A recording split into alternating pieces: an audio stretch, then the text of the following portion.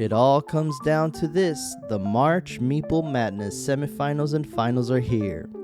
Who will come out on top? Which games will rise to victory and which will fall in terrible defeat? Tune in as we wrap up the madness bracket and crown a champion in our WAB Thoughts segment. Which game will take it all as the best We Are Bored worker placement mechanic champion? In our Spotlight of the Week, we're taking all things BGG.CON 2025, what to expect, why it's a must attend for board gamers, and some handy tips for first-time con-goers. Whether you're planning your first trip or a seasoned veteran looking for a refresher, well, we've got you covered.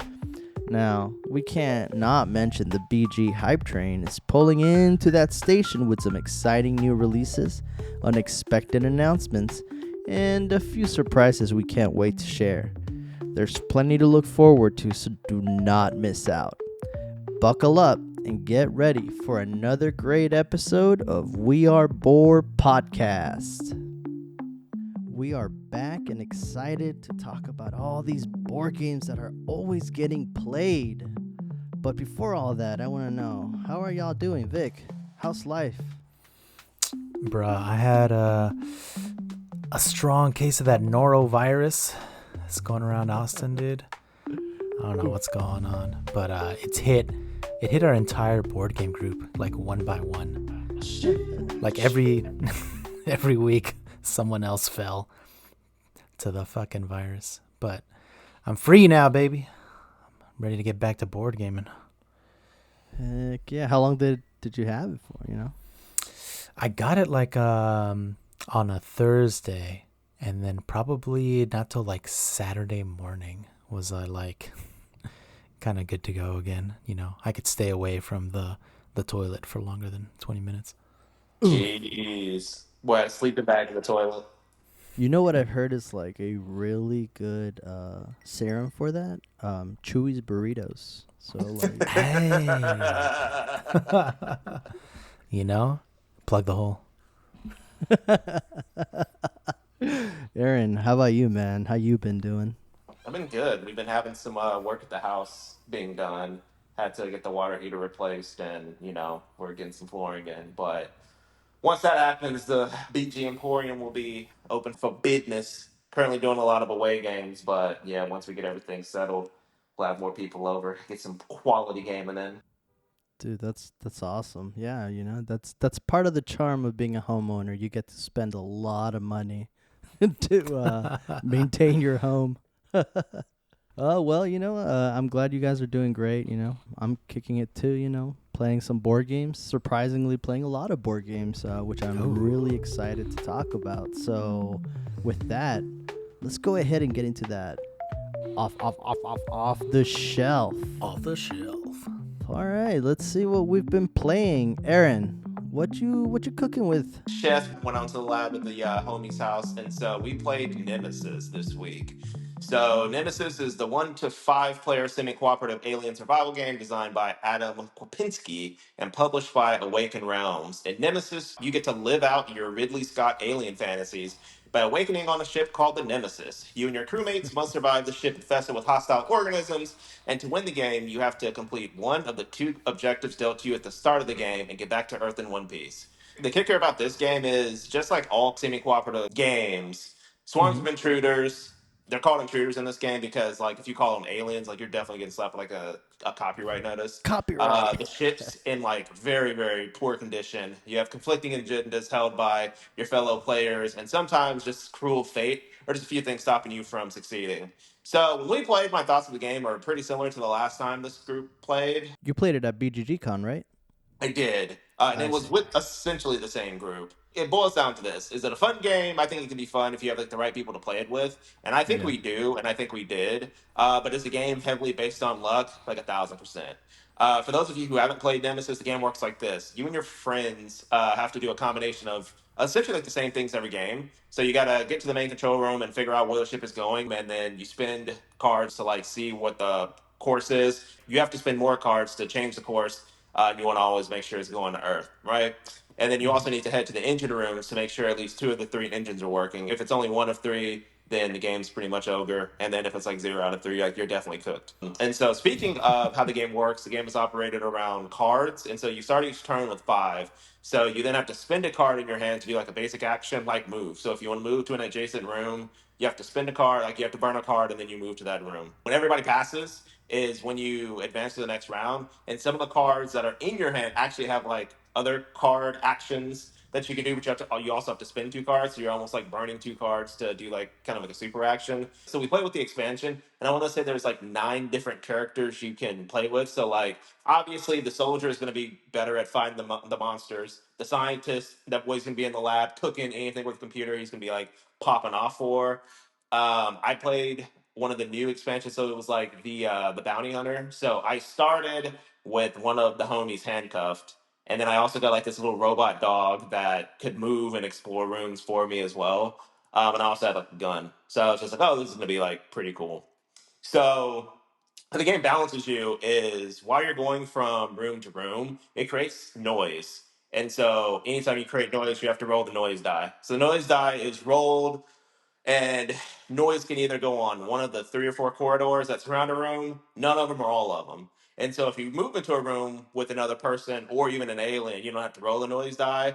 But if you roll the die and you roll a number that's already like been rolled and has noise, then you have to reach into the alien bag and summon an alien. Sometimes you can summon no aliens, but the aliens range from baby adults to like the beefy boys, which are like the harvesters, and the beefiest queen is actually like the alien queen. And so once they're there, the game kind of speeds up because they're going to just start clapping you and hitting you. And so when they hit you, yes, they do damage, but they also give you like these little infection cards that junk up your deck. And they're really bad because at the end of the very end of the game, if you make it off the ship, you have to scan them with like this like secret decoder like red light thing. And if even one of them says that you're infected, then you automatically lose.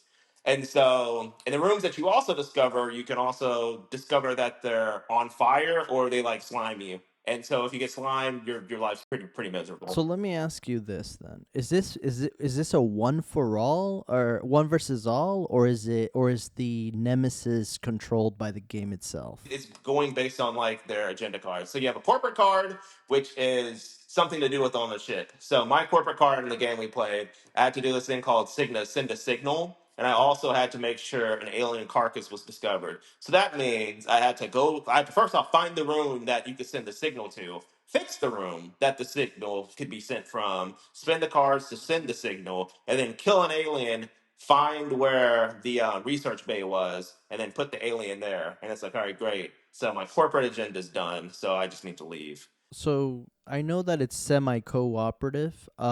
Is there like a chance that just based off of the draw of the agenda cards that everyone's just cooperative? I always complain that the games that when everybody's working together and they're kind of like table talking and doing that, like it's a pretty easy game. This is the only game where I don't think that's true. I think that this is a game that it's just so RNG based that it's insane. So I think I played this game 4 times. Out of the 2 times I played, this time included, the RNG gods were just not on my side. There's legitimately nothing that I could do that was right outside of like maybe getting lucky 2 times. And so I got lucky in this playthrough because I accomplished my corpo agenda and then I got into like stasis. So in order to win, you can win in 2 ways. You can get into stasis. So like the frozen cryogenic pods, you go back in those, and then like, as long as the shit goes to Earth, then it's like you're chill. Or you can hit the escape pods and just like dip.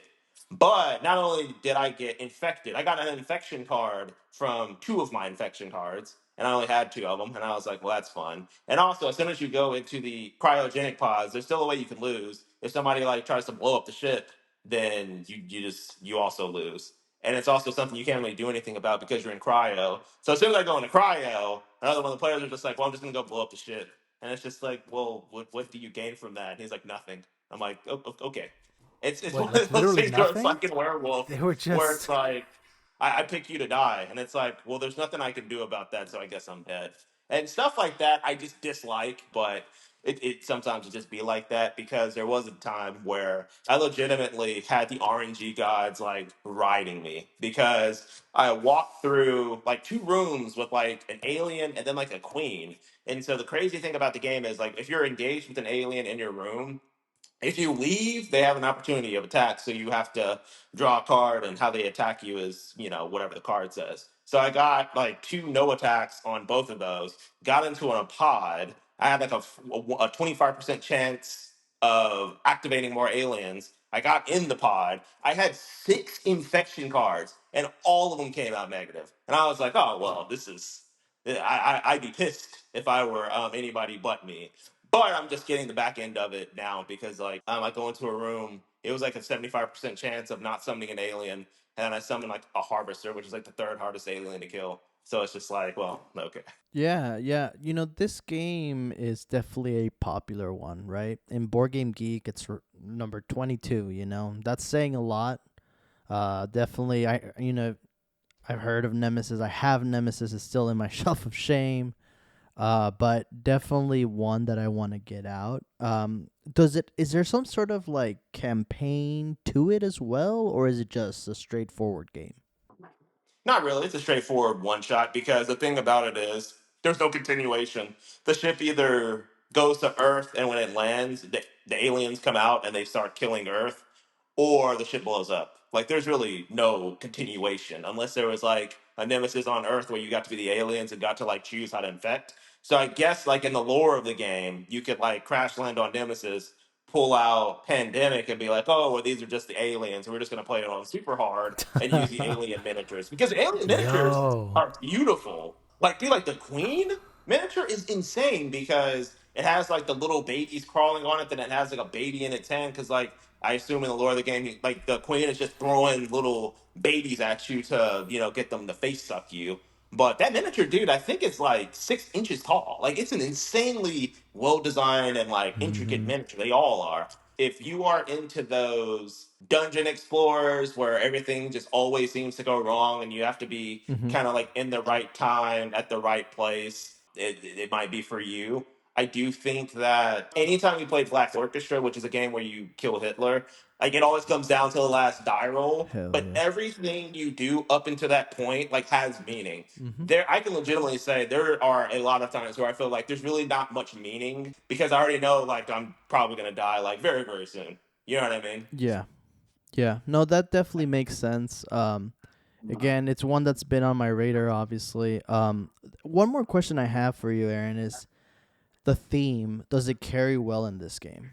Yeah, it does. And like as a person who actually really likes the Alien franchise by Ridley Scott, like I mean, it's as good of an Alien game as there is. I know Mm-hmm. there's like a thing, something at the Outpost or something along those lines that is in the same vein. However, I like the thing more because it's like 6 good guys and 2 bad guys versus just 5 bad guys. And it's just kind of like, well, all right, because the game isn't inherently balanced to have 5 bad guys because you can't hit other players. So if somebody does something to you, you kind of just have to be like, well, I have to like think my way and hope the cards line up to where I can get you back. Otherwise, it's just like, well, that's just that. I see. I see. Yeah, that makes sense. Yeah, I saw that it was, it's 12th on BGG's thematic list. However much weight you want to put into that, but I mean, that's really, really high up there. So it sounds like it's a fun time if, you kind of have a whole alien night about it. Oh, 100%. Like if you Yeah. definitely wanted to like role play and like really really get into it, it is for you. And especially if you don't mind like the dice. So it's just like it's a game that's so heavily dictated by RNGs that it's almost like in that monopoly realm of I really hope that this works Mm-hmm. because it's like there's not really a general plan that you can have because if the dice are not in your favor, there's a chance you're out by round 3 and then you're just kind of like watching and chilling and hanging out and hopefully watching Alien. But on the opposite side, if the dice are with you, there's literally nothing you can do wrong. Like you'll walk into rooms of aliens, you'll walk out, they'll both miss. You'll get into an escape pod, you'll just leave, and it's just like, well, that's it. I have been chosen. I've played once before, and I've wanted to replay it, but I think, like you said, like because a lot of it is kind of random, right? It's kind of something you have to really commit to, right? You're like, I'm not here to like win the game at all costs, right? Like I'm not gonna like sit down and make a strategy and figure it out and read up on strategy guides and shit. It's like you're just kind of here to like have like a story and just do like some, you know, crazy shit. Because I think like in the game I had, one of the player's goals was that I could not survive, right? That was the card he drew. It was like, this player must die. So it's pretty funny because everyone else was working together, right? And we were like, you know, everything's going pretty well. And then everyone was kind of accomplishing their goals and going into cryo sleep. I mean, like some shit went down where like someone like took an escape pod and then, you know, we had some beef and blah, blah, blah. But by the end, it was like I hadn't completed my goal yet. And then this other player hadn't completed his goal yet. And I was like, well, hey, I mean, my goal, like, I think it's pretty obvious. You guys can tell I'm like collecting items. Like, I don't care what they are. I just want items of any items. My goal was to leave the ship holding like 7 items or something like pretty large. And he just kept following me. And I was just like, hey, man, like, what do you, don't you want to go to cryosleep or something? And then I realized, like, wait, why aren't you going into cryo sleep? And he's like, I need you to die, Victor. I'm sorry. Oh no. So then it became this pretty funny game of like cat and mouse where I was just like running from room to room, like trying to find an item. He would walk into the room and I'd be like, oh fuck. And I'd run out of the room and like try to find another room to find another item and then run into an alien. So yeah, it's just like, I mean, the cards were stacked against me and I did die and I did not make it off the ship. Actually, I think I made it off the ship, but since I didn't have items, I just kind of in my, you know, in the lore of the game, I was like, I think my player just was so sad that he didn't have the items he wanted that he just like shot himself in the escape pod. He's like, Yeah. you know, a life's not worth living. Mm-hmm. So yeah, it's purely a game of like wackiness and like storylines. And I think that's what's interesting about scary board games, right? Because like what makes things scary in a movie or in real life is that like you don't know what's going to happen. So it has to be dice. It has to be random. But I guess, you know, we're used to playing games where like we can strategize and figure things out and like, you know, stack the deck in our favor. But like in order for a game to be scary, like you can't figure it out. You can't solve it or else it just won't be scary. And then it's just like, that's the whole point of the game. So, yeah, I think as long as you're down for that, then it can be very wacky. The problem is the length, you know. It's a little it's lengthy. it's like a very long game. So, you know, I think there's going to be certain people that love it. I guess that's why like it's got such a high ranking. Mm-hmm. And I do want to play it some more, but it's like, you know, it's going to be a long game. You know, it's probably going to be the only game of the night kind of thing. Yeah. Mm-hmm. But I do feel like it's probably a game for like the hardcore Nemesis heads. The more they get into it, the more they know the rules, the more they can play the game faster. It'll probably go by like pretty smooth, you know, it'll kind of be like, you know, movie night kind of thing. All right, fair enough. That's Nemesis. Seems like a fun time if you want to roll some dice and see what happens. For me, you know, mine's gonna be a 3-parter basically. You know, I got a lot of games played. You know, I got a lot to talk about, a lot of yap about. So this past weekend, you know, I had a carne asada with the boys. You know, I never see this side of the group of friends, so you know, we kind of had it like pinned on our Outlook. Hey, Sunday we're having a carne asada. And we're going to just play some board games. The first two kind of go hand in hand, and I'll talk about those first. In the board gaming scene, there's actually like a pretty large movement going on right now where board games made outside of Germany and the US, these designers are coming from, you know, Asia. They're making these really good filler games, basically. And I actually got the chance to play 2 different board games by the designer. His name is Hashimoto Atsushi. He's made a couple games, but the games that I was able to play were Tiger and Dragon and Rika. So for Tiger and Dragon, players take on like a role of martial artist basically, and they're engaging like in a battle of wits and timing. The game follows like mahjong mechanics, where you're getting tiles that are marked 1 through 8, and depending on the number that the tile has, that's how many tiles of it there are. So, for instance, if there's if you have a 5 tile, that means that there is 4 other tiles out there that are also 5 tiles. Why that's important is because you use those mahjong tiles to block or attack with that number and color. And there's 2 colors, there's green and red. And so basically you're just attacking and defending. So if someone plays a 7, the only way you can defend from a 7 is playing another 7. There's a lot of strategy there because basically now you're having to think like, okay, do I want to play this tile right now, or do I want to pass, hold off? Because the way you win the game is by being the first one to go out. But that's not all. Every single round, the victory condition will change depending on like 5 different types of scoring cards. So, in one round, for instance, if your last tile you place is a 1, then you get like 8 points or whatever, 10 points. But if the winning condition were to change, that might not actually give you any points. You might need to go out with an 8 or whatever. So there's a lot of replayability there, a lot of really good strategy too of like, oh, should I block or should I hold off and maybe like try and wait until everyone plays their stuff and then I can try and play a tile. There's a lot of really good strategy to that. And honestly, I want to play it again because it didn't take that long. It's a 2 to 5 player game, and it was just a lot of fun. Have any of you heard of Tiger and Dragon? Yeah, boy. Tiger and Dragon reminded me of Dominoes. So it's funny that you say Mahjong because I now can see why you would say Mahjong, but I looked at it like Dominoes because in Dominoes, the game is like filling people out for like the first 3 turns. Then it's just like you just go straight card counting. And then you can kind of like goad people into playing like those super special tiles. So it's like, I don't know, I think it's like you have like a blue tile that can beat any blue or like match any blue, and then you have like a red tile that can like beat or match any red.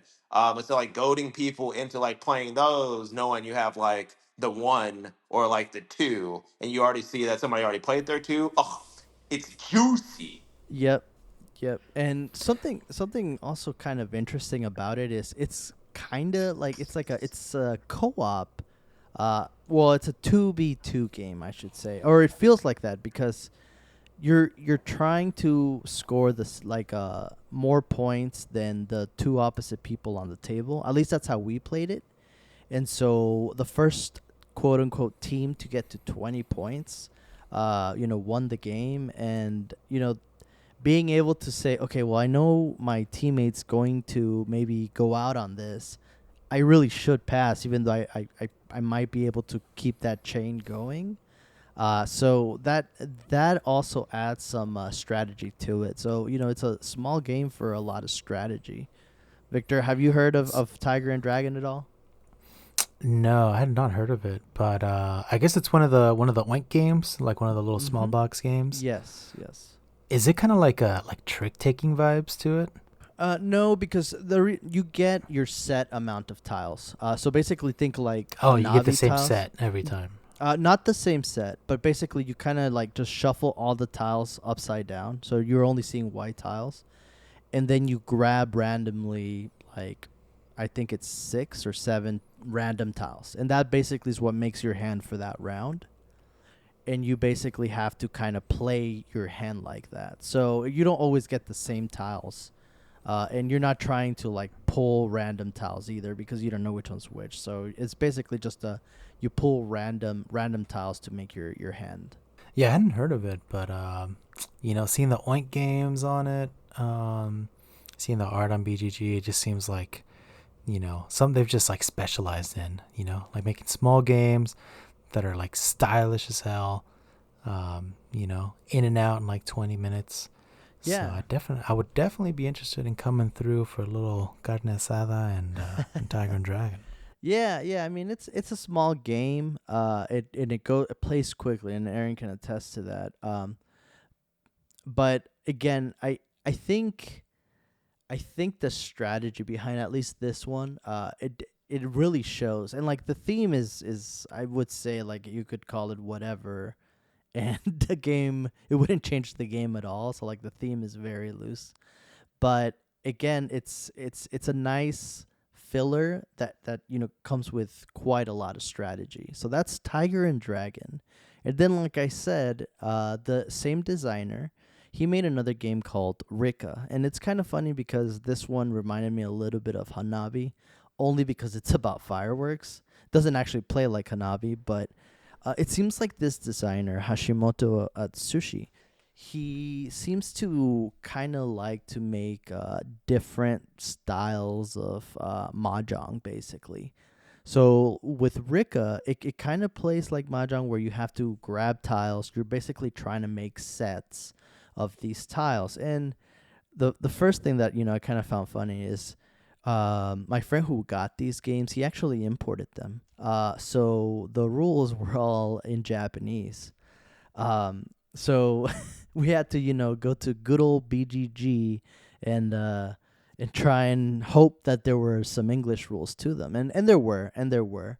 But Rika, again, it's pretty simple. It's just having it. That one actually reminded me more of dominoes because it's tiles again, but this time you're trying to match sets, right?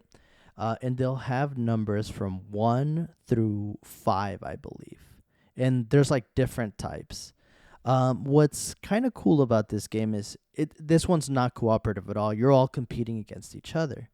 But based on the different kinds of sets that you make, so you could, for instance, have like the same symbol across the board, that, and then, because basically there's 2 different sets on each tile for Rika, and they'll be different, right? So if it goes 1, 2, 3, 4, 5, let's say the top one, and then the bottom one's all 3s, then, that could give you like 6 points.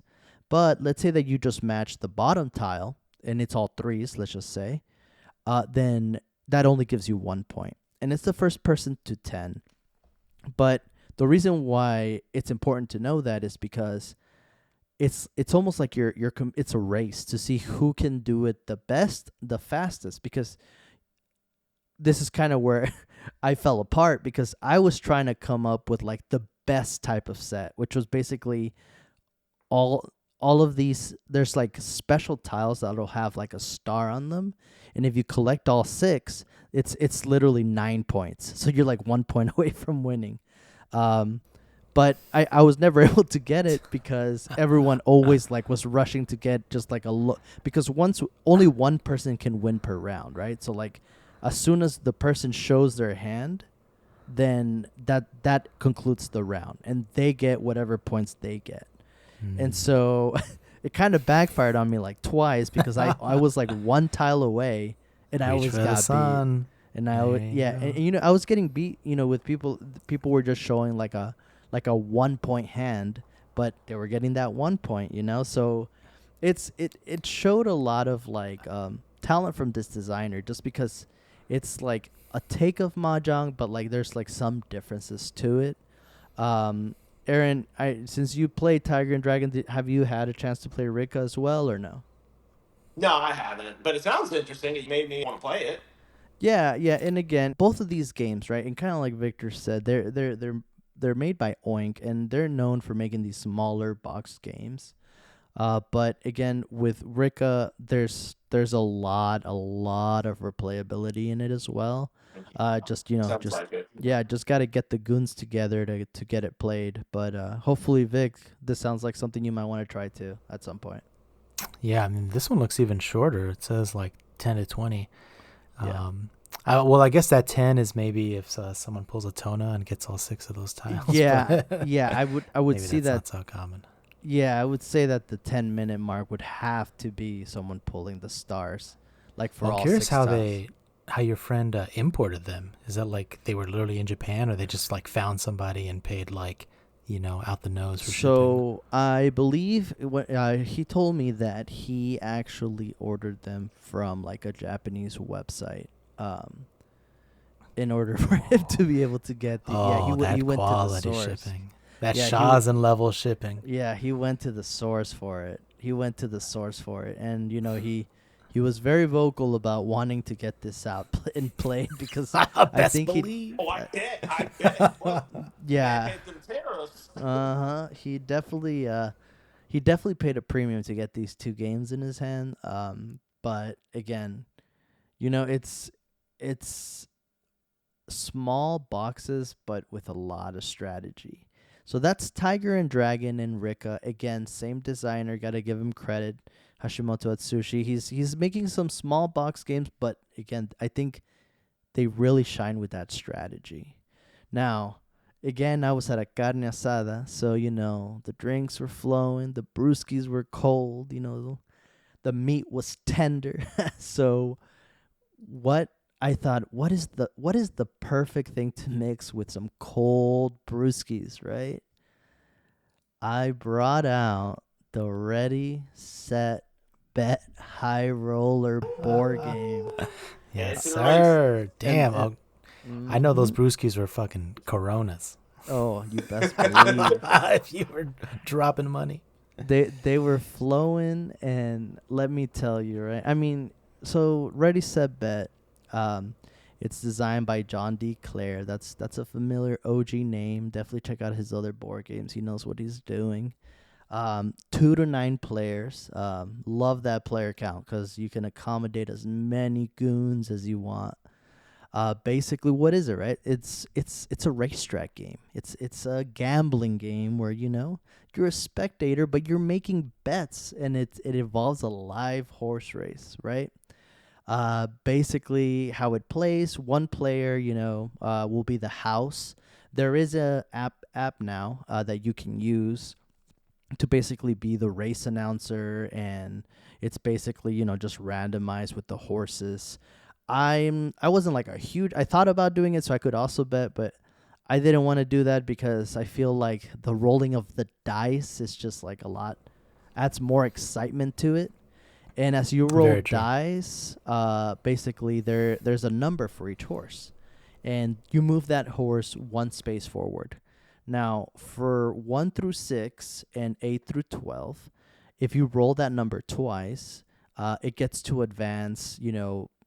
It basically gets like a buff, extra movement spaces. 7 doesn't because that's a number that you can roll the most, so you don't get any buffs. This game, especially after a couple brewskis, it just hits. We had so much fun. We were trying to do there's these cards called exotic finishes that basically have requirements like, second place has to be like two spaces under first place and stuff like that. That you know just the fact that you're gambling and being able to kind of choose where you want to put your poker chips on the player mat, it just adds so much intensity. Now, I finally got the Kickstarter, the High Roller Edition. You, Victor, Aaron, and myself, we played this at BGG.CON, but it was the retail edition or whatever. So Yeah, tell me about the premium. yeah, let me tell you what the premium does, right? So basically, it comes with these 2 ginormous mats. One of them has the columns where you're placing your bets, the win, place, and show. Everything that is like a component is either acrylic or wood. The horses where they're racing, they are also on a placemat.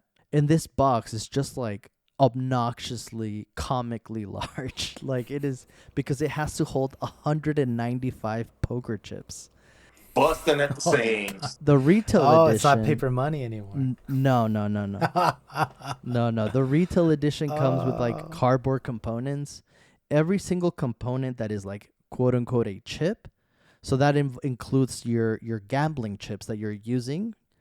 They are all poker chips. So It's definitely, basically a poker set. yeah, it really is. Yeah, and it definitely feels. I will say, I've backed a lot of deluxe games, but I gotta hand it to AEG. they definitely went all out because the game feels premium. Like down to the poker chips, the house can bet. It's a variant of the game where like the house will bet just like the players do. It comes with like these ginormous acrylic nice plates that you can put on the betting board. The horses, right? In the retail edition, they're like probably the size of like your thumbnail, but in this, they're the size of like the inside of your palm, like this giant wood horses. Chunky. Yeah, yeah, it is. You can tell that AEG definitely, they took it to heart and spent all their creativity, and they definitely came through with the premium edition. What did y'all think about it? Again, we loved it. This past Sunday, but what did y'all think when y'all did get to play it? Oh, bruh. Yeah, I mean, same as you. Like, it just fucking hits. Like everyone's just screaming, and like it's honestly pretty fun. Even if you're not betting, if you're just rolling the dice. I mean, you don't get to bet and all that, but you get to enjoy the game without like stressing out so much. Mm-hmm. But yeah, it's just like it's so dramatic. It's so like immersive, because you're literally betting on these horses, and it's random as hell. Like there's not like very much information you're going off of. I mean, obviously Right. there's like the luck of the dice, right? Where it's kind of like a curve. You can be like, well, seven's more likely than a 12, but 12 pays out like a whole lot higher than seven. Um, Yes. you know, so like everyone, and as people start placing bets, you kind of get locked out of certain types of bets, right? Yep. Um, Yep. so I think you can bet for a player or a horse to place first, but there's only like a certain amount of bets that can be placed on that. So after that, someone can bet Three. for that same horse to be second or higher, but that Mm-hmm. pays out at a lot lower rate, you know? So like Yep. people just like naturally start spreading out and betting on different things. So like not everyone's concentrated on the same bet. Um, so then Yes. everyone's just got like, like what they're going for. And then like every time you roll, someone's like just oh falling Yeah. apart, Oh losing their yeah. Oh, it life gets savings. loud. Yeah, it just gets so loud. And like I played it one time at kind of like a family function kind of thing. It's Mm-hmm. like my girlfriend's like, I don't know if it was like a family vacation or something like that, or like Christmas. And just like immediately people who weren't playing the game were just like, what in the hell are those kids doing over there? They're Mm-hmm. losing their minds. So yeah, it's that kind of game. If you're ready to get loud, that's when you pull it out. Yeah, and you bring up a good point because the first, so it's four races the entire game, right? But the first race, you know, the emotion wasn't there from the players, and the reason why I bring that up is because I think they were still like trying to learn it, right? Trying to understand like Hmm. how the multiplying work. They were trying to still see like, okay, if I place here and the horse doesn't get anything or it doesn't place, then I'm gonna get deducted this much money, whatever. So they were still kind of feeling it out, right? But by that second race, one thing I didn't mention, right? So during the horse races, there is a red line, and once three horses pass that red line, uh, all bets are cut off, right? And it's very easy to forget that part.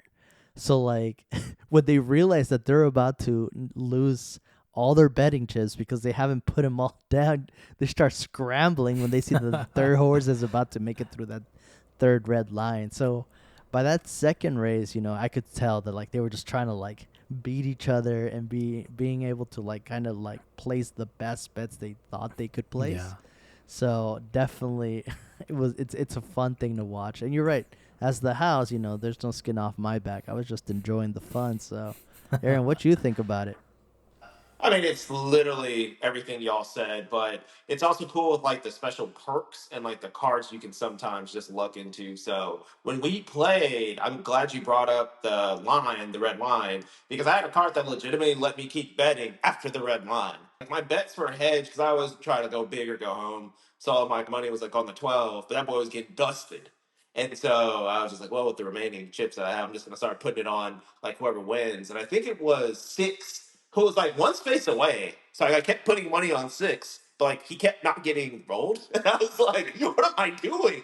But he ended up eventually winning. It was a good time. But it's stuff like that where I was like games that involve RNGs and luck like that's when it's like super fun because it's almost like a real horse race where you definitely don't know who wins unless you're like in the underground jockey scene, and so it's literally just like it's a crapshoot, and like I don't know, all horse racing games from Bookmaker, Ready Set Bet, Long Shot, like I always love those because like that randomness just it just tastes so good. Yeah, yeah, and you're right. It is straight up RNG with those dice rolls. Oh, by the way, another thing that's super premium about it are these dice. They're like straight up like Las Vegas casino dice. Like they're ginormous, and like the weight to them, it's it's quality. It's crisp quality for sure. Crisp. But yeah, that's Ready Set Crispy. Bet, a banger of a game. Definitely, if you are able to even find the retail edition of this, and you have, you're hosting a Vegas party, or you're getting a lot of people together, this is one that's not gonna miss. Definitely, highly recommend this one. Ready Set Bet. Now, Victor, I know that you've got something for us. You played something off the shelf that you've been wanting to play for a while. Yeah, bro, we got something off the shelf that was coming with like some heavy hype around it. So this is a game that, if you're a longtime listener of the pod, you'll remember it was Aaron's Game of the Year 2024. I got this game for Christmas and just got it off the shelf. This is Hegemony, Lead Your Class to Victory. So I'm sure all the pod listeners, y'all remember exactly what Aaron said, but it's just a recap. It's designed by Evangelos Bagakardis and Varnavas Timoteo. So it's an asymmetric political economic game, right? You're simulating different classes: the working class, middle class, capitalists, and the state, and you're each playing your own game. And it leads into getting the most points, but you're all like playing totally separate games within the same like economy, right? The same country. So you're all interacting with each other in different ways, all looking to get your own points. So you're not necessarily like competing with the other players during the game, right? You're like, as the working class, you hate the capitalists, but like, you kind of need some jobs. So it's like, and then the capitalists, you don't like hate the working class necessarily, but you're trying to pay them as little as possible. And then as the government, like you're just trying to make sure you stay like above water, right? Like you have enough tax money flowing in to pay everything you need to pay. And then the middle class is kind of like a mix between capitalists and working class, right? You have like kind of more qualified workers than the working class, but you can start some of your own businesses like the capitalist class, but their smaller businesses don't pay out as much. So you're kind of competing with both the capitalists and the working class at both of their games. So another thing about this game too is that like the designers worked heavily with like, philosophers and historians to set up like systems that like mirrored things in real life, right? If you go to their website, they have a lot of like additional information about like how these systems play out in the real world, and why they made it into the design, right? But the game was unfortunately like a little bit of an incomplete because we just had to stop after 3 rounds. Because, pretty much just like the vibe was kind of deteriorating. It was kind of getting late. And I was like, hey, you guys just want to call it after 3 rounds, and then we'll just play this another time. But like kind of what happened was I got around Christmas and then I learned the rules, right? I was ready to play. And then every game night would come and I'd be like, yo, let's play Hegemony. And then something would come up. It was like, oh, I don't play this. Oh, if we want 4 players, or like, oh, it's kind of late, blah, blah, blah. And so then I happened to bring it last week. And then they were like, oh, sure, we're down to play Hegemony. And I was like, yo, let's go. And then I was like, I don't like 1,000% remember all the rules now. It's been like 3 months since I learned how to play it. And it's like a heavy game. It's a 4.2 weight on BGG. And so then I was like, you know what? You guys just like hang out over there for a bit. I'm going to set it up. While I'm setting it up, I'm sure it'll all come flowing back. And like it kind of did, but it's an asymmetric game where every player is like playing something radically different with completely different goals and like different ways to score, right? So then I'm like teaching the game and I'm like, kind of stumbling through it. But the rule book is just like, it's impossible to use as a reference. Like, it's a perfectly fine rule book for like reading and learning to play the game, right? Because it kind of like baby steps you through everything in the game. And it's like, here's a concept, here's another concept. And then it's like, then we're going to get more advanced. Then later we get more advanced. And then you're like, okay, cool. I'm learning. And then later, while you're in the game, someone plays a card or whatever. And you're like, oh, but what does that do? How does that compare like with that? Like, does this happen first? Does that happen first? And then you go to find it in the rule book and you're like, okay, let me go to page 3. Well, it's not here. Maybe it's on page 9. No, it's not here. Well, let me go to page 18. I don't know. I can't find it. Okay, I'm just going to Google it. Oh, it was on page 15, So it's just like, it was like a struggle, like for like any rule. So yeah, so the game was just kind of taking a while. The first round especially was like, a little bit of a drag at first. Rounds 2 and 3, we like breezed through a lot faster. And we were like really cooking.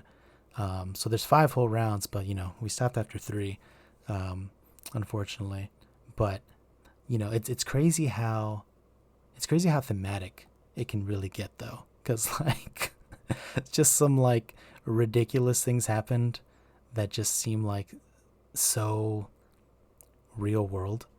So like I was playing as the middle class, right? And so one of the things the government can do, the player who's playing the state, is they can provide healthcare for like the people, right? And during the game, you can propose policies to increase or decrease how much the government charges for healthcare, right? And the reason you want to do that is because the middle class and the capitalists can both also produce healthcare, and they can also sell it. So the middle class needs healthcare, the working class heavily needs healthcare. So the working class is like, hey, let's make it free from the government, It should just be Medicare for all. And the capitalists are like, I don't think we need all that. I can sell you healthcare right here at my private hospital. So, it's like that push and pull where everyone's like, the state's just like, hey, man, just whatever like keeps me above ground and keeps me from getting like voted out. And then, the middle class will just kind of like switch back and forth. So being the middle class player and being able to produce a little bit of healthcare, at a certain point, I had a little bit of cash in my pockets. And I noticed that at the moment, healthcare was pretty cheap from the government. So I played a card that let me buy it at half price. So I got all the healthcare the government had for half price and just like cleaned them out. Just had all the healthcare in the world. Causing like, a little bit of a crisis, right? Now there's no healthcare. So then I play a card saying, there's a healthcare crisis. Sell all your healthcare back to the government at double price. Ooh. So I created the problem and created the solution. And I was feeling pretty good about myself. Like I made a bunch of money off of that, right? And I was like, I can use this money to like, train my workers and like get points, and like the middle class gets points by like taking care of their like middle class workers, right? What I didn't realize was that I had cleaned out all the money from the government Tis tis. So They had to. the next turn, the government couldn't pay their loans and just got crashed. And like the International Monetary Fund came in and like took over the government for a turn. Yeah, boy. And I Yeah. was like, oh, that's my bad. Whoopsies. So yeah, it's like all these systems are such a good simulation of like real life. You can get into all these situations that you're just like, oh yeah, that's literally what happens. I had a car that was like fake news and increased my voting power. So Did you play this the full 4-player count? yeah, the game does recommend playing 2 players at first, where it's just capitalists and working class. But I was like, I mean, I don't know when I'm just gonna play this game 2-player, and so we went the full 4-player. But yeah, like it's definitely the kind of thing where you want to. Ideally, everyone like learns their own faction. Everyone decides what faction they're playing, learns it ahead of time, and then everyone just fully knows the game coming in, right? Yeah. I mean, I think like for my group, there's one other player who would be down to do that. Usually we just kind of decide when we get there. It's like, oh, what are we playing tonight? Like we don't plan a week in advance, like what we're playing. Yeah. But yeah, that would be ideal and save you like the first game of pain. Yeah, I know, Aaron. You're a master, and you teach master class on hegemony. Yeah, and I tell people legitimately what Victor just said. You will not like this game if you do not learn the rules. This game is amazing. Victor, as you were talking, I was just salivating. I was like, I need to play Jimmy again. I was like, I just need it because since I backed it, I got like some of the DLC because in the base game, the IMF isn't really that big of a deal. There's a way, like it's almost in everybody's favor to gang up on the state because they'll just run away with it. You know what I mean? And so the first time I played it, that's kind of what all the players felt. I would go into IMF. And then the next round, they would just all gang up and vote down the policies. I was just in a repetitive cycle of just never having money. You're And joking. so healthcare was always free, taxes were always like as low as they could be. And I'm like, y'all need the government. Like y'all really need the government. They're like, we kind of don't. So in the DLC, they had like different IMF on the IMF cards. The last time I played the middle class as well. One of the IMFs were just like, hey, we're gonna have super like you bankrupted the state. We're gonna have super high taxes, super high healthcare. People have to give the healthcare back to the state, and then like, you cannot vote down these policies for an entire round. So I feel like it's only balanced when you play it with those because it's like if you guys kind of keep it in the middle, the state and the middle class will run away with it, and like I don't know. There's a lot of table talk, especially with younger players who kind of just don't really know the dynamics of it. They can be swayed easily one way or the other to like either really really helping the corporate or really really helping the worker, and both of those will always take the state and the middle class out of the game. So there's a lot of good tug and pull with that I really enjoy. So our group does board games like a week in advance for this very reason, and a group wanted to play hegemony just on like a whim. And I was not there. I loaned out my copy, and I was not there when they were actually like playing it. But I got news from Crossover. He was like, nobody read the rules ahead of time. They all sat down and they thought they were just gonna play it. They only played one round. It took 2.5 hours. Oh my god, nobody knew the rules. I was like, what a nightmare scenario. And like I Yeah, wasn't there because I'm normally like the default rule jockey. This is a yeah. game where it's built different. Like you just have there are some games you just have to do it for. Roots, one of those games. I'm sure Oath is one of those games. Mm-hmm. Hegemony is 100% worth like it's gonna be one of those games. It is a very fun game, but and you have to put in the work to do it. Like that's just it. But if you put in the work, it's one of the best games you'll ever play. Yeah, but that's one thing with like Root, Oath, and Arcs is that they have a rule book and then they have like an index, and so like I was almost just like spoiled by that, right? So when I'm playing Hegemony, I'm just like, okay, how do how does this phase work? And I just want to go look it up. Or like, how does this action work? How does the buy action work? There's nowhere that's just like, this is how the buy action works. Like, you just have to go like piece by piece in different parts of the rulebook that explain different parts of the buy action. And I was just like, I mean, I just can't like do this live. You know, I would have just had Very to have this memorized ahead of playing the game today. Um, you know, which is, you know, possible, but yeah, I was not ready for prime time. You're almost explaining the same game three different times in three different ways. And then for the stake player, it's literally just like you're part player, part DM, part mediator, part antagonist. It's just too hard to explain all that in one go. And it's always one of the things where it's like the person who owns the game always should play the state because the state can kind of dictate and help people along. 'Cause it's like the working class has like game A, the corporate class has game B, and then the middle class has game A and B. So when you teach both the working class, you teach the corporate class. You tell the middle class dude, hey, not only do you pay two different taxes, but you kind of do what they do, and you kind of do what they do, and then you just go from there. So once again, it's an amazing game, but it Yeah. does have a little bit of a little price tag to play. You got to know the rules. So this leads to a good question.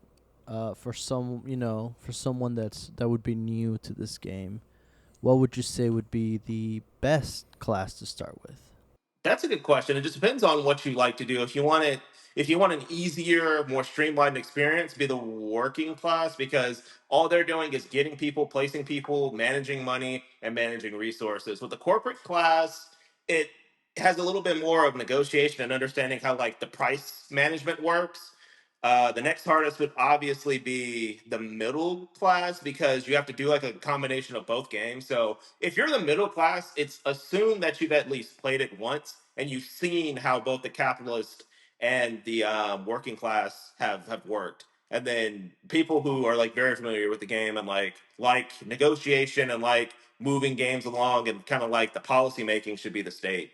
But to answer your question directly, be the working class if you want to get into it and have a pretty easy time because I feel like they Yeah. are the easiest faction. Yeah, I'd say the working class has kind of like the clearest goals where they're just like trying to get all their workers jobs, um, trying to get them trained up, trying to get them healthcare and food and like luxuries, right? So it's kind of like straightforward a little bit. The only thing you have to be careful about is immigration, right? Like if you have too many workers, it becomes too hard to keep them all happy.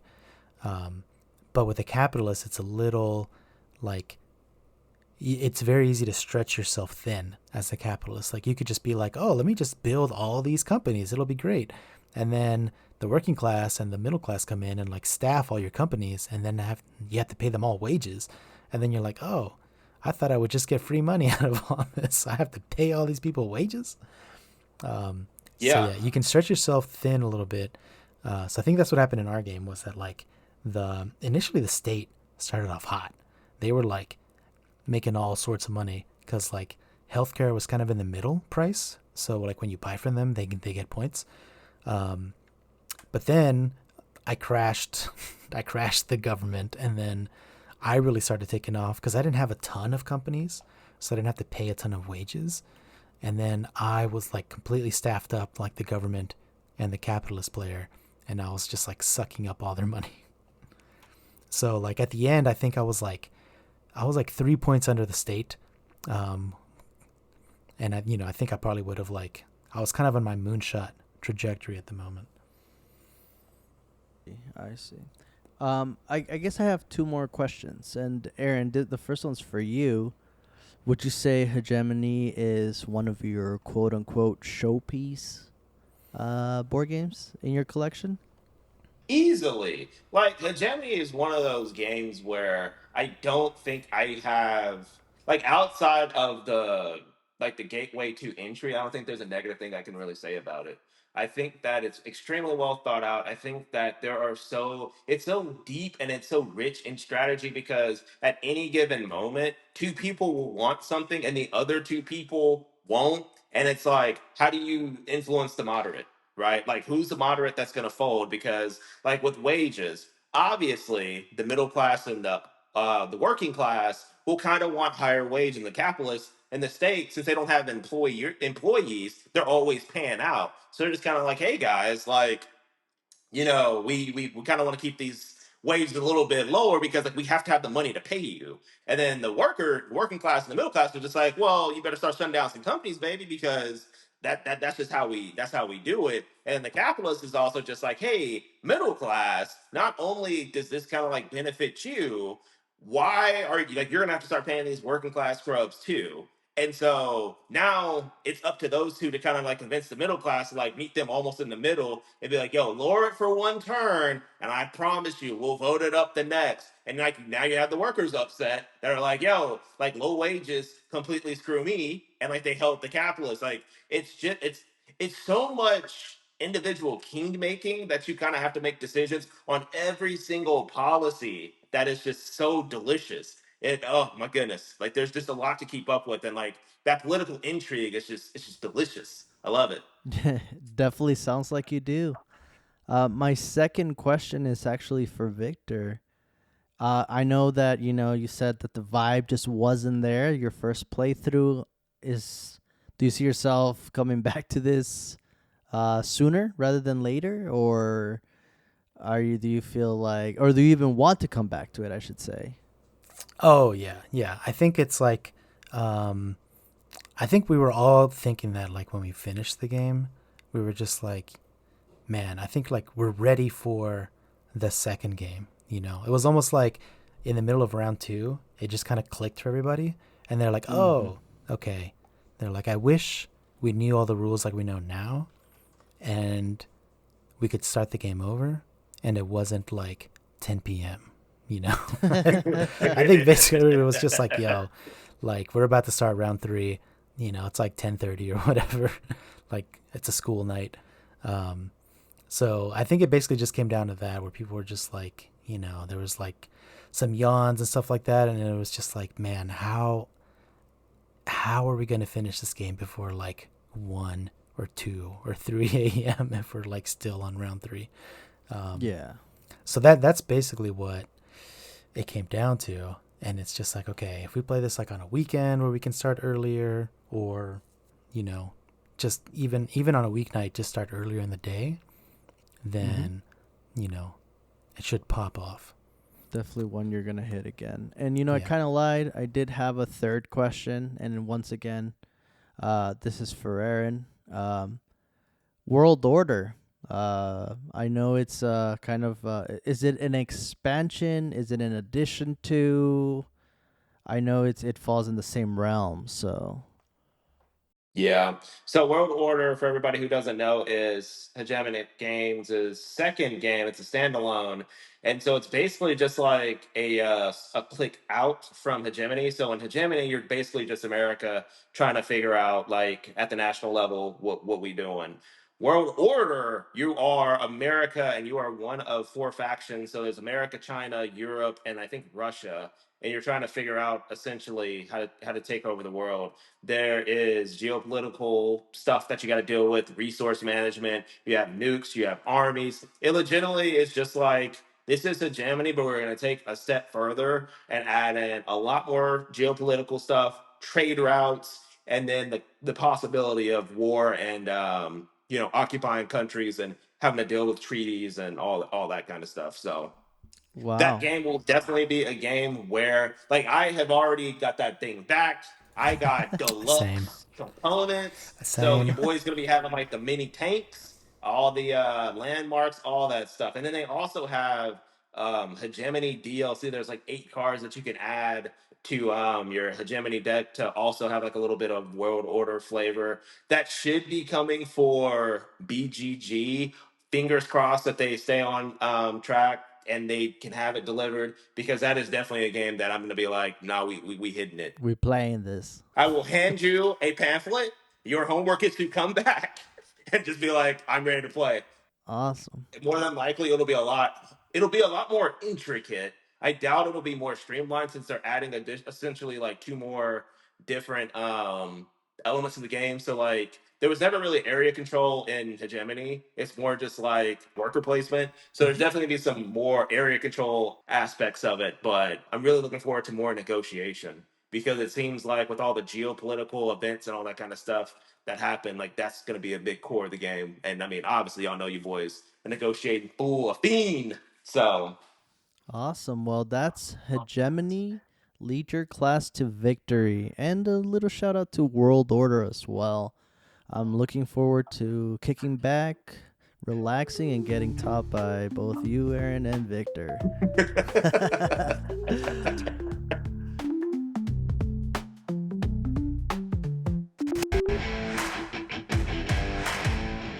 WAB Thoughts, the main topic of the episode. Well, you heard the tune. You know what time it is. It's that We Are Bored March Meeple Madness. 4 games made it through. Kanban EV, Andromeda's Edge, Parks, and Bus. Who would have thunk? Who would have thunk? Before we start discussing these games, before we start dissecting and analyzing, what do y'all think so far? Give me your thoughts. I'm curious. I'm a little surprised by Parks. This is like the 16 seed making it to the Final Four kind of thing. Because it's a great game, but I'm just like, man, I just would not have expected it in this round. And then you got your, what do you call them, your blue chip programs, your Kanban EVs, just an easy ride to the Final Four. We'll see if they can finish. Oh, yeah. We got some good stuff ahead. Aaron, you got any thoughts before we get started? I mean, it's also weird because I've played half of the games in the Final Four, and of those half, one I'm just kind of like, why is it here? And it's Parks. So I mean, it's gonna be very interesting.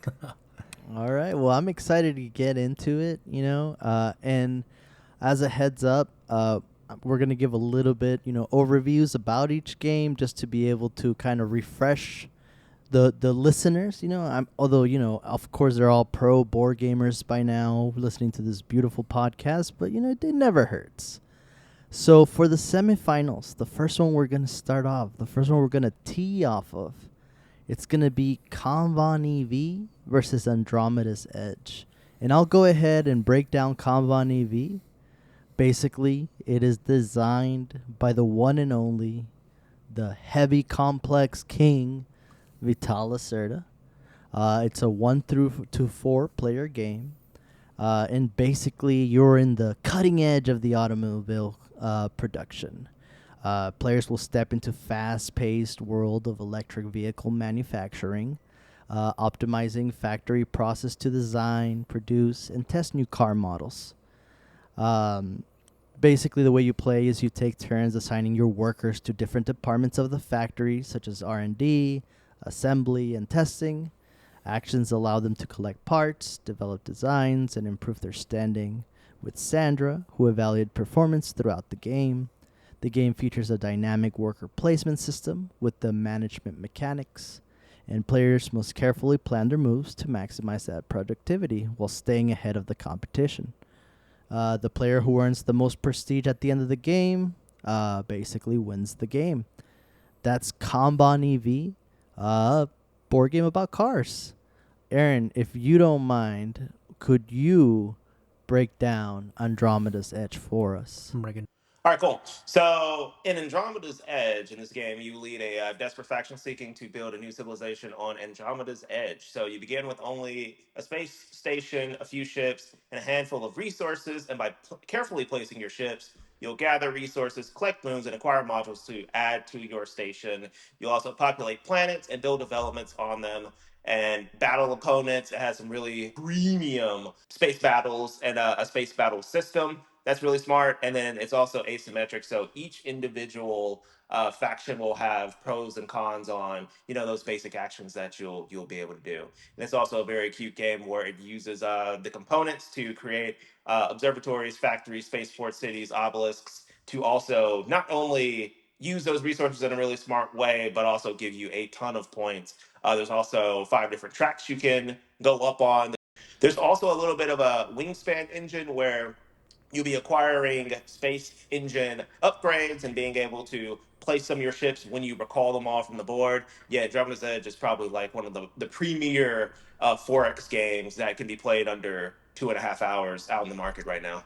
Okay. Okay. Yeah. I mean, I'll go first. I'll take the easy way out.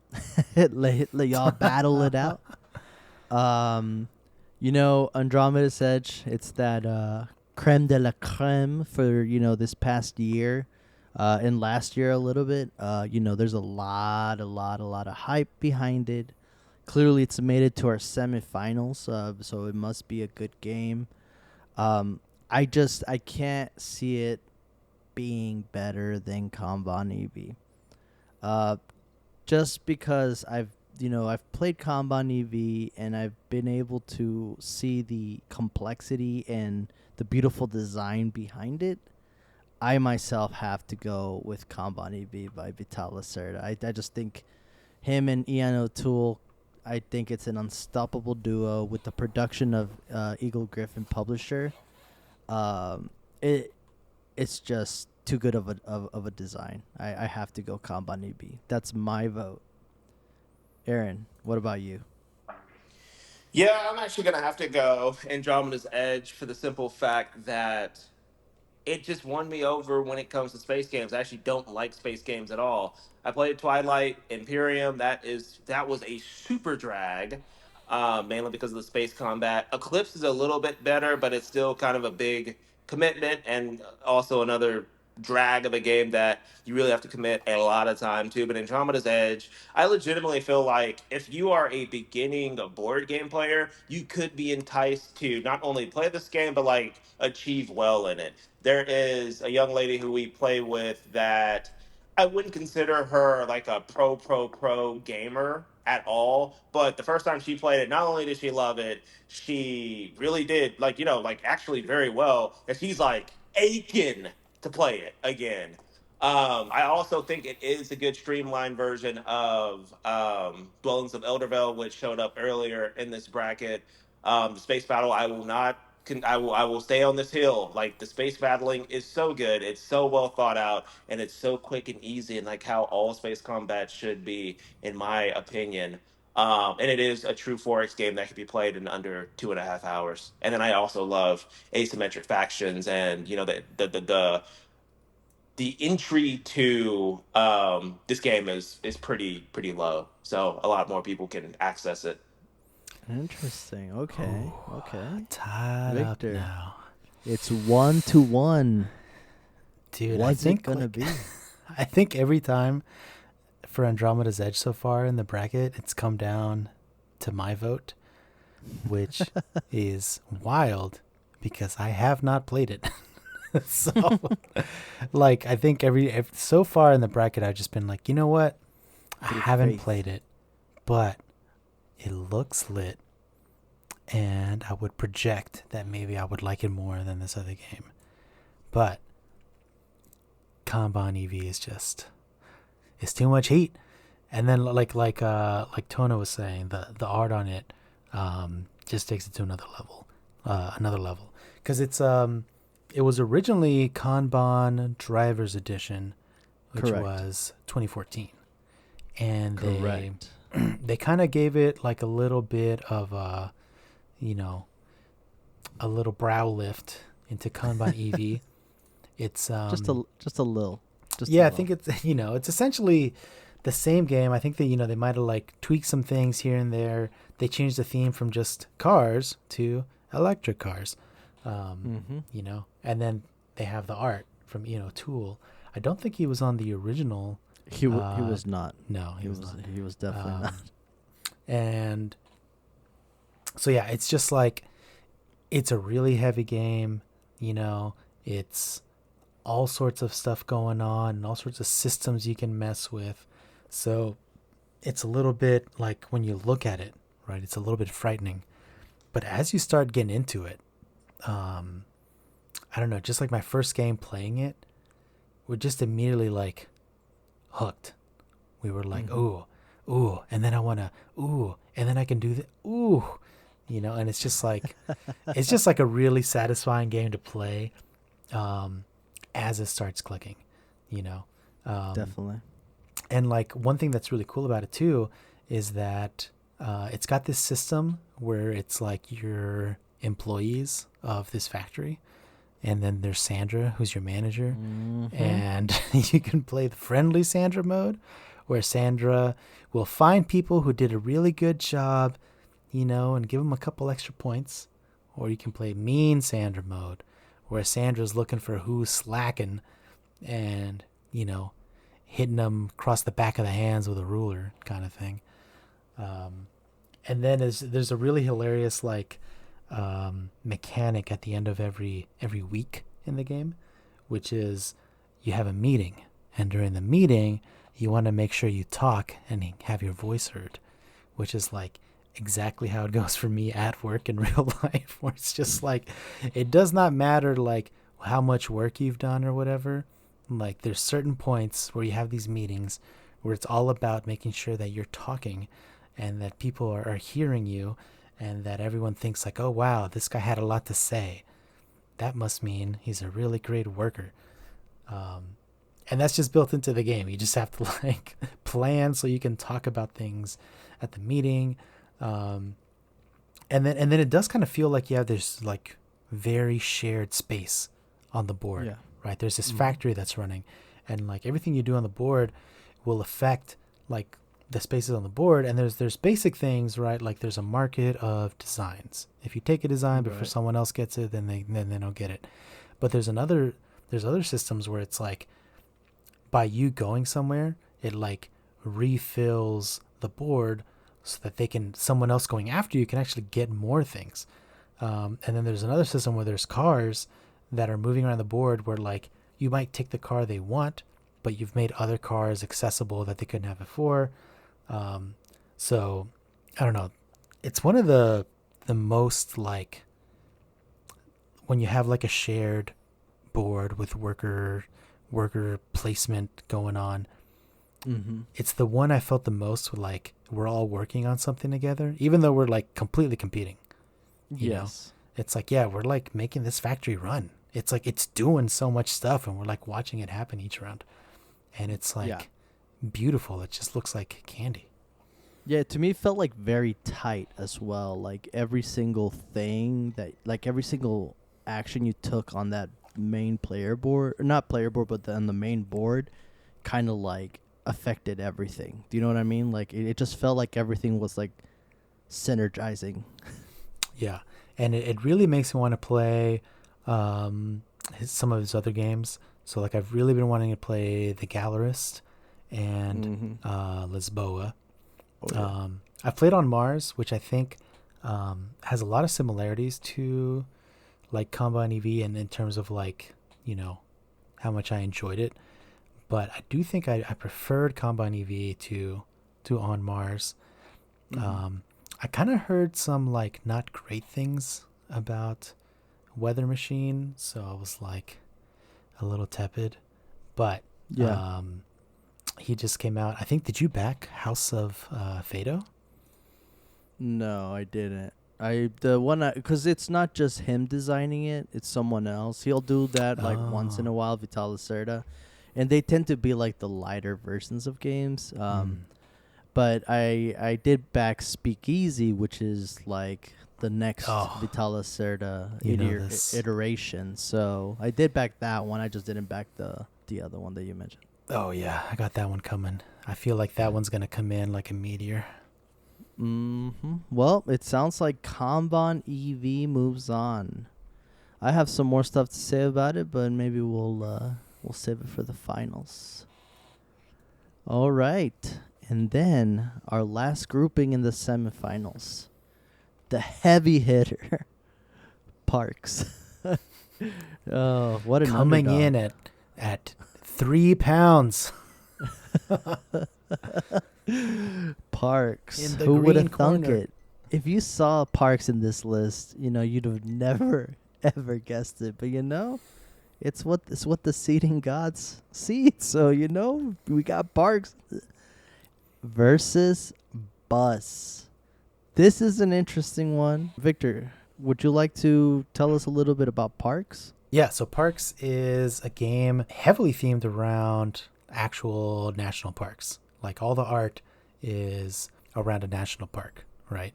So in the game, you're playing as hikers who are, over the course of 4 seasons in a year, exploring national parks, and you're gathering resources with your two little hikers that are moving around the trail, and you're trying to visit as many national parks as possible, but the different parks are worth different points, right? So it can kind of matter which ones you go to.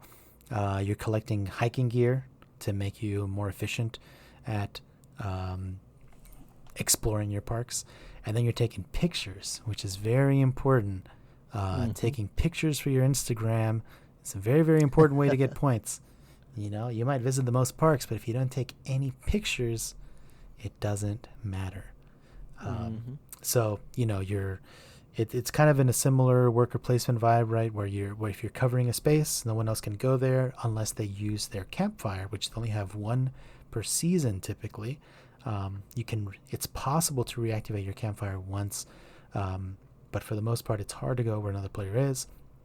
Your players are moving forward along the trail, so they can never backtrack. So it's very important to choose which of your hikers is moving forward and how far to move forward. Additionally, the first person to land on a space, most spaces will have a free resource each season for the first player who lands there. So you're a little bit motivated to move ahead. And then at the very end, there's bonuses for whoever finishes the trail first. So you have this push-pull of like, you want to go onto as many spaces as possible, but you want to get the bonuses for getting to places first. So it's just like a really, lots of different ways to get points. Beautiful art, and it's only like an hour, 45 minutes. Yeah, that's Parks, and its contender. It's going to be Bus, the OG from 1999 through to 5 players. Bus. Designed by Jerome Dumaine and Joris Luersinga. Sorry if I butchered those names. Basically, you are trying to create these routes, bus routes, for the people in the map. And these people are trying to get to 3 different locations. That's going to be... It's just the 3 locations you could obviously think of: home, work, and the pub, because that's what you need in your life to survive. Facts. The way you win is basically by having the most points, but you have to be able to create your routes to accommodate all these people that are trying to travel around. That is literally the extent of the game. It has some really cool time stopping features that make the game, that's a unique part of the game. But really, really interesting design for 1999.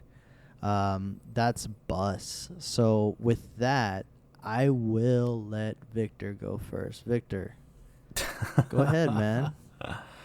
Oh man, see, this is what I was saying, where I was just like, I love Parks.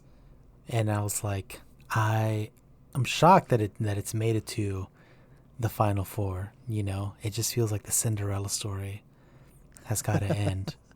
But like, saying all that, it's up against Bus, and I like Parks more than Bus. Oh, ruh-roh. I played Bus once, right?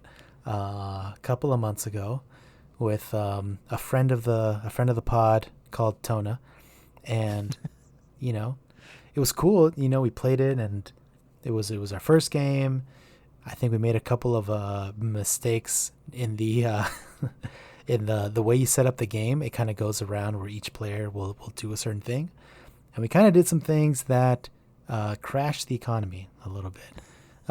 So there's a little bit of an asterisk there with Bus, but still, it was a really fun game, and the time aspect of it is very goofy, very funny, But Parks is like I play Parks all the time. I play Parks with like I'll play it in groups. I'll play it on BGA. Mm-hmm. I'll play with my girlfriend um, all the time, just two player. And we're just sitting there and we're like, it's like a really, it's a pretty high quality component game for like the price and the small box of it, right? So a lot of times you're just sitting there just kind of ooh and on and on and being like, damn, I should go check out this national park.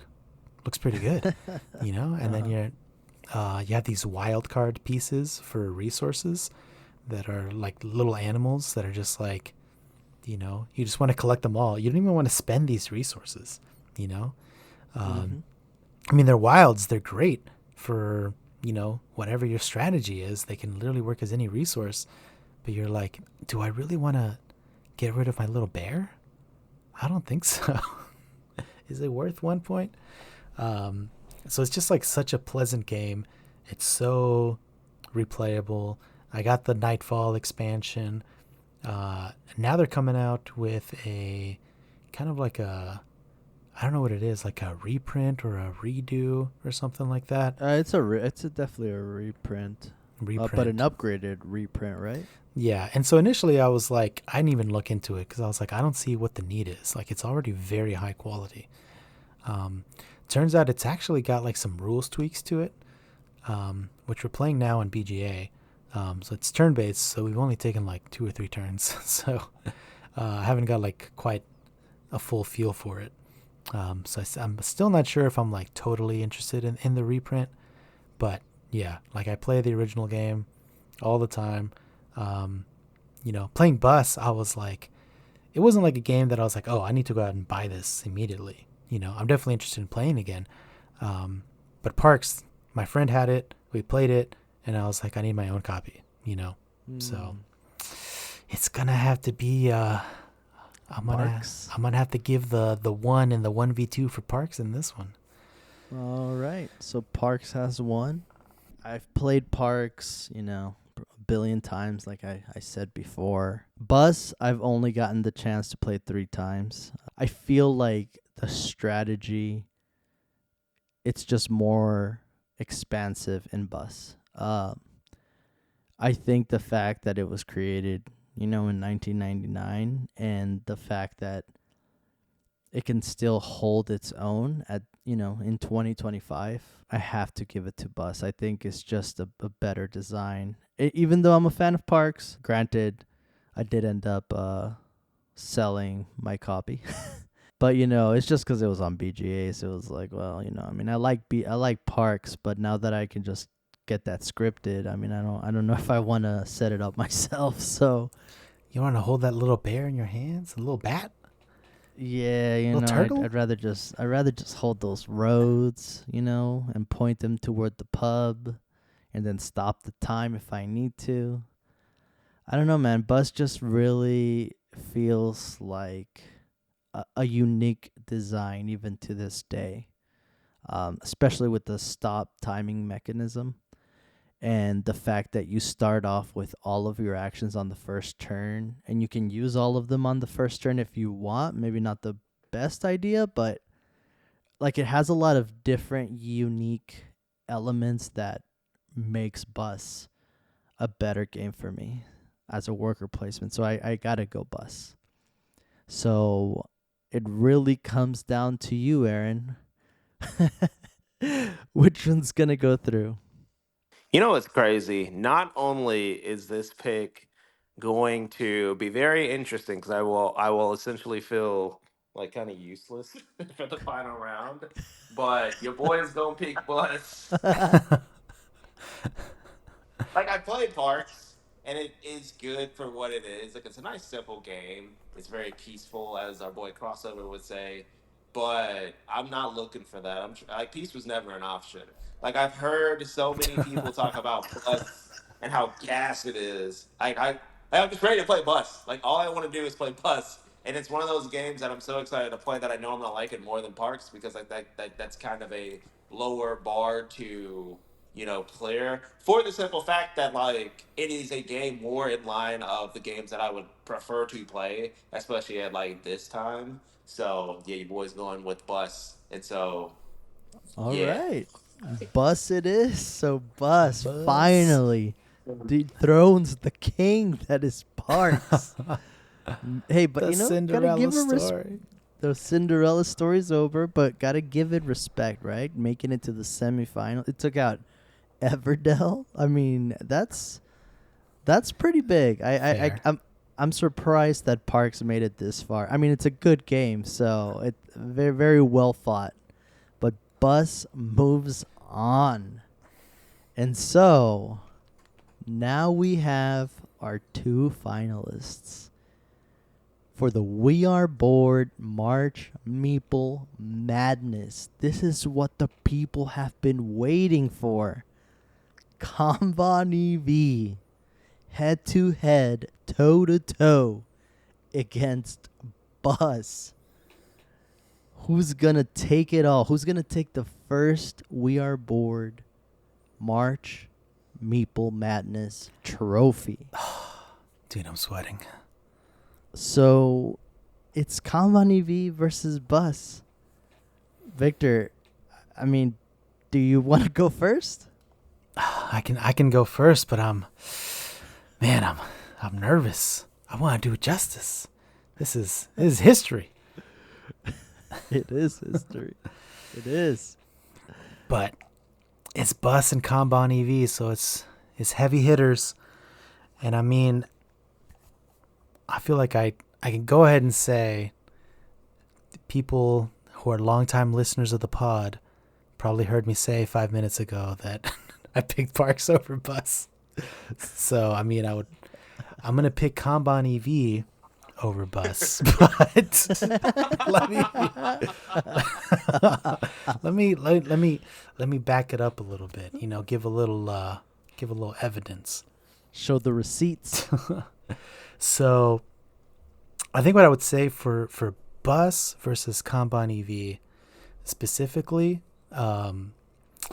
is, for me, a game like Kanban EV is just like such a, like, it's almost like a hypnotic game, It's like so strategic. You can just really get into your groove with Kanban EV, Because one thing that's really cool about it is when you place your workers, they activate in order from top down, right? So like you have to be very strategic too about where you put your workers in relation to other players, right? And Sandra, who we talked about earlier, who is the manager who's moving around, activates like a worker. She is on the board as a worker. And when it's her turn to activate, she moves into a certain space. And when she moves into that space, she will trigger like a review, like a performance review of that space, right? So if she starts off in a certain space, when it's her turn to trigger, she moves to the next empty space available. So part of your worker placement strategy is making sure there's not an empty space somewhere where you're not ready for a performance review. If you're just like, yo, I have not been doing a lot of design lately, let me make sure those spaces are taken up. Because wherever she goes, she's going to look at who's doing the worst in that specific spot. And she's going to slap him on the ass. Like, that's what she does. So Up top slap. So if you're like, hey, yo, look, I really want to go to the test track right now, but if I don't go to design this moment, then Sandra's going to come in there and see like I've been making a mess. So, you're just in your groove. You got your designs, you got your resources, you got your prototype cars. And then Sandra comes in and gives you a review you're not expecting. So it's just like, it's just such a good mix of like worker placement, blocking other players, but at the same time, like you've got your strategy that you can do. Like people can't totally blow you up, except Sandra every once in a while will come in and you always have to keep an eye on her. and you have to remember like what's coming up in the next meeting, so you have things to talk about. So I don't know. It's just like the ideal worker placement game that I've played so far. Like I said, I haven't played Lisboa, which I really, really want to play. I've been trying to get a hold of without paying the full like $180 price tag. I've been trying to math trade for it. That has not worked out so far. That's not really a game that comes up in the math trades. But yeah, it's just a game I've really been wanting to play. I might also have to shell out full retail price for Kanban EV, unless I can borrow Tona's copy again. But yeah, that is just like an absolute banger. All right, so you have one vote for Kanban EV. I'll go second, just because I feel like at this point we're just trying to convince Aaron to make a choice. For me, you know, I know I love Vital Lacerda. I have his collection. They are my showcase. All his games, you know. Hey, and by the way, anytime you want to come over, Vic, to play Lisboa, come on through, baby. Oh, say less. But I have to go with Bus. It hurts me. I didn't think this was gonna be the combination. You know? I actually thought Aaron was gonna choose Parks. And then I was like, yo, this is an easy layup for me. But now that Bus is here with versus Kanban EV, I have to go Bus. And there's actually a couple reasons. But before I get into that, I do want to say, you know, hats off to Kanban EV. Like, one of the best things about the duo, right, Vital Lacerda and Ian O'Toole, and especially you get to see it in Kanban EV, is the iconography on the board. I feel like once you understand it, it's all very well laid out. And you get to see it especially in Kanban EV, so definitely pro for that. So just want to give its props to it. But with Bus, once again, it was released in 1999, and to this day, it's still such a heavy hitter. You know, it's published by Splotter, and you know they really only focus on coming out with heaters. You know, they also published Food Chain Magnet, so you know, gotta give them a little love too. Love that publisher. But not only that, right? When it comes to economy, right, and the way the worker placement actions work, it's such a tight game, where basically you're trying to determine, you know, the passenger movement, right? It goes, you know, homework bar usually, as long as they don't stop the time. You know, all these different actions that you can choose, you know, trying to optimize your route, and being able to control the people where they're gonna go and disrupting that time. And the fact that, you know, you have those 20 workers, but you have that constant knowledge of the scarcity of your actions, right? Because once you use up all 20, that's it. That's the game for you. That is so crazy. It just feels like you always have a finite number of actions, which you do, but you can't overcommit early. And you don't know that fine line until it's perhaps too late. It's so beautiful. And like, I just keep thinking back to the plays I've had, and you know, granted, we did kind of mess up the economy during our game, Victor, but I feel like if you got to play it now, knowing, you know, kind of the impact that it can have, placing these different people in different places, it would definitely increase that experience for you. I love it, even with the artwork. Like, the artwork is, I would say it's okay. You know, you can't compare it to an Ian O'Toole because he is a master in graphic design. But again, it's something that is able to still stand on its own after like almost 25 years. So I have to give it to Bus. I love Vital Lacerda, but Bus just did a great job at what it did. And I mean, again, to this day, right? I mean, when we were at BGG.CON, we had people like, yo, you gotta play Bus. Like, we had OG board gamers coming up, yo, you gotta try Bus. Yeah, was it And- like we were standing near it and someone was Yeah. like, are you looking at Bus? And we were like, Mhm. no, we're just standing near the B games. And they're like, you got to play Bus.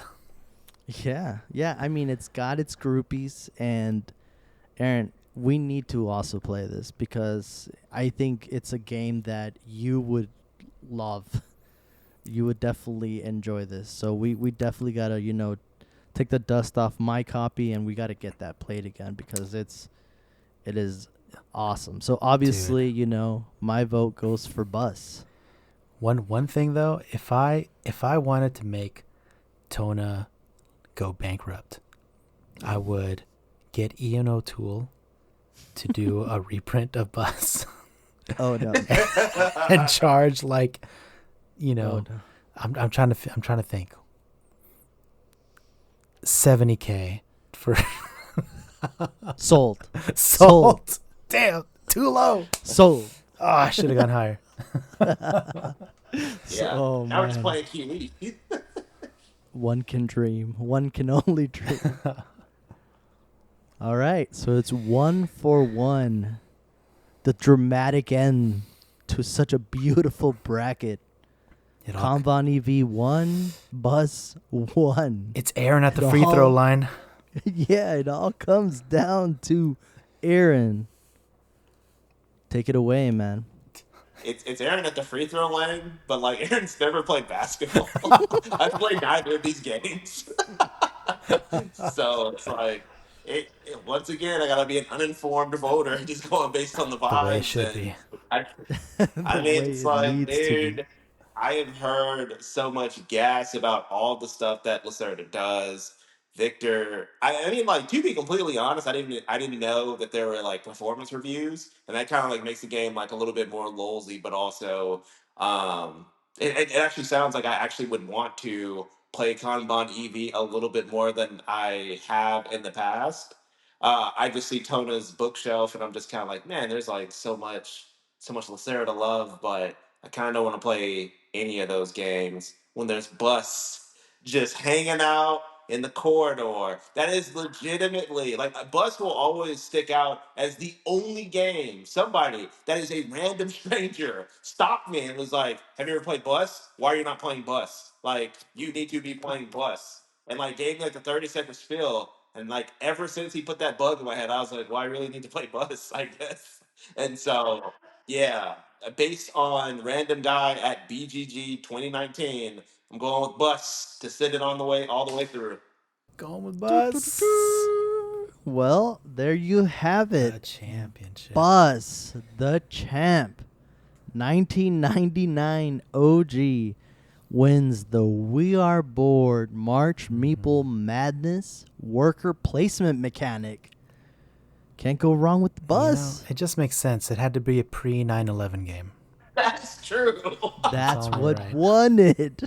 Did you guys see that coming after going through the 2 rounds, semifinals, and then the finals? Did you guys see Bus overtaking Apiary, Dune Imperium, the Black Sheep, the underrated Parks to win it You all? know what's so funny is I didn't vote for Bus in a single one of those rounds. It's that easy. I mean, not to say Bus isn't great, but that's pretty funny. The people want what the people want. Wow, what a bracket. I'm really, really surprised at how it divulged. I definitely well earned. Dude, you had surprise of the century. I thought it was going to be just like a twin Lacerda, like Kanban EV was just like a dead ringer. Because I was like, these two really liked Kanban EV, and they both love Lacerda and Ian O'Toole, as we all should. And I was like, well, I've never played this game, so I don't know, man. I guess I'll try to be a contrarian, but hey, look how it worked out. I think we got to celebrate by playing Bus. Next WABCon, get that Bus copy out and get it played. You know what I'm saying? Get it busting. Well, that's the March Meeple Madness here at We Are Bored Podcast. So thank you for sticking around and listening to it.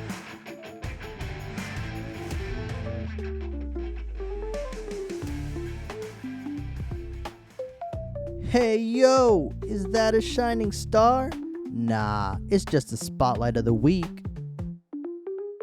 All right, this dovetails nicely.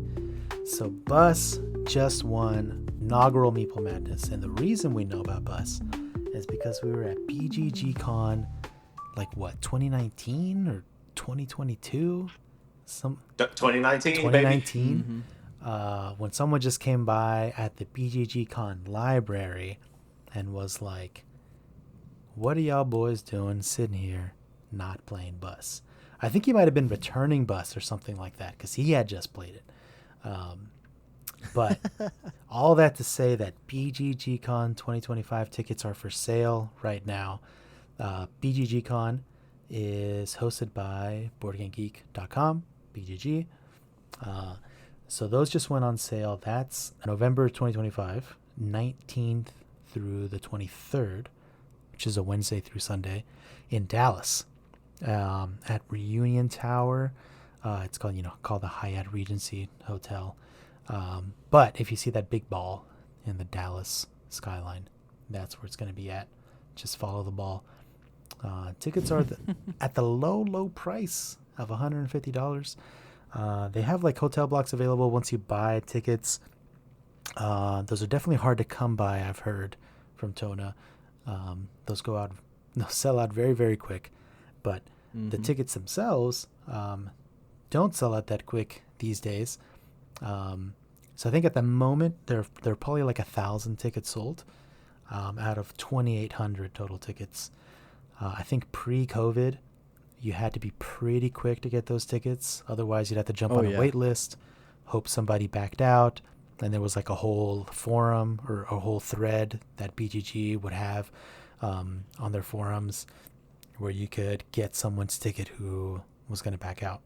But these days, you can usually get them pretty much up until the con. I don't think it ever fully sells out since COVID. It did sell out last year. It's trending back to pre-pandemic levels, actually. We're healing. Yeah. So I guess buy those tickets before probably, October at the latest. But yeah, $150 for a badge. So the point of BGG.CON basically is to just play a bunch of board games from the library, right? There's 3 floors at the hotel that are almost fully dedicated to just BGs. There's just lots of tables to play on. There's a library. If you go to the library, there are over 9,000 entries in the library. I think a lot of those might be expansions and things like that. They don't always bring all the games. I think they try to bring a selection or whatever's mostly going to get played. I think they kind of cull down that library over time to by the time you're at the con, what you see in the library online will actually be what's there. But yeah, they're going to have thousands of games there.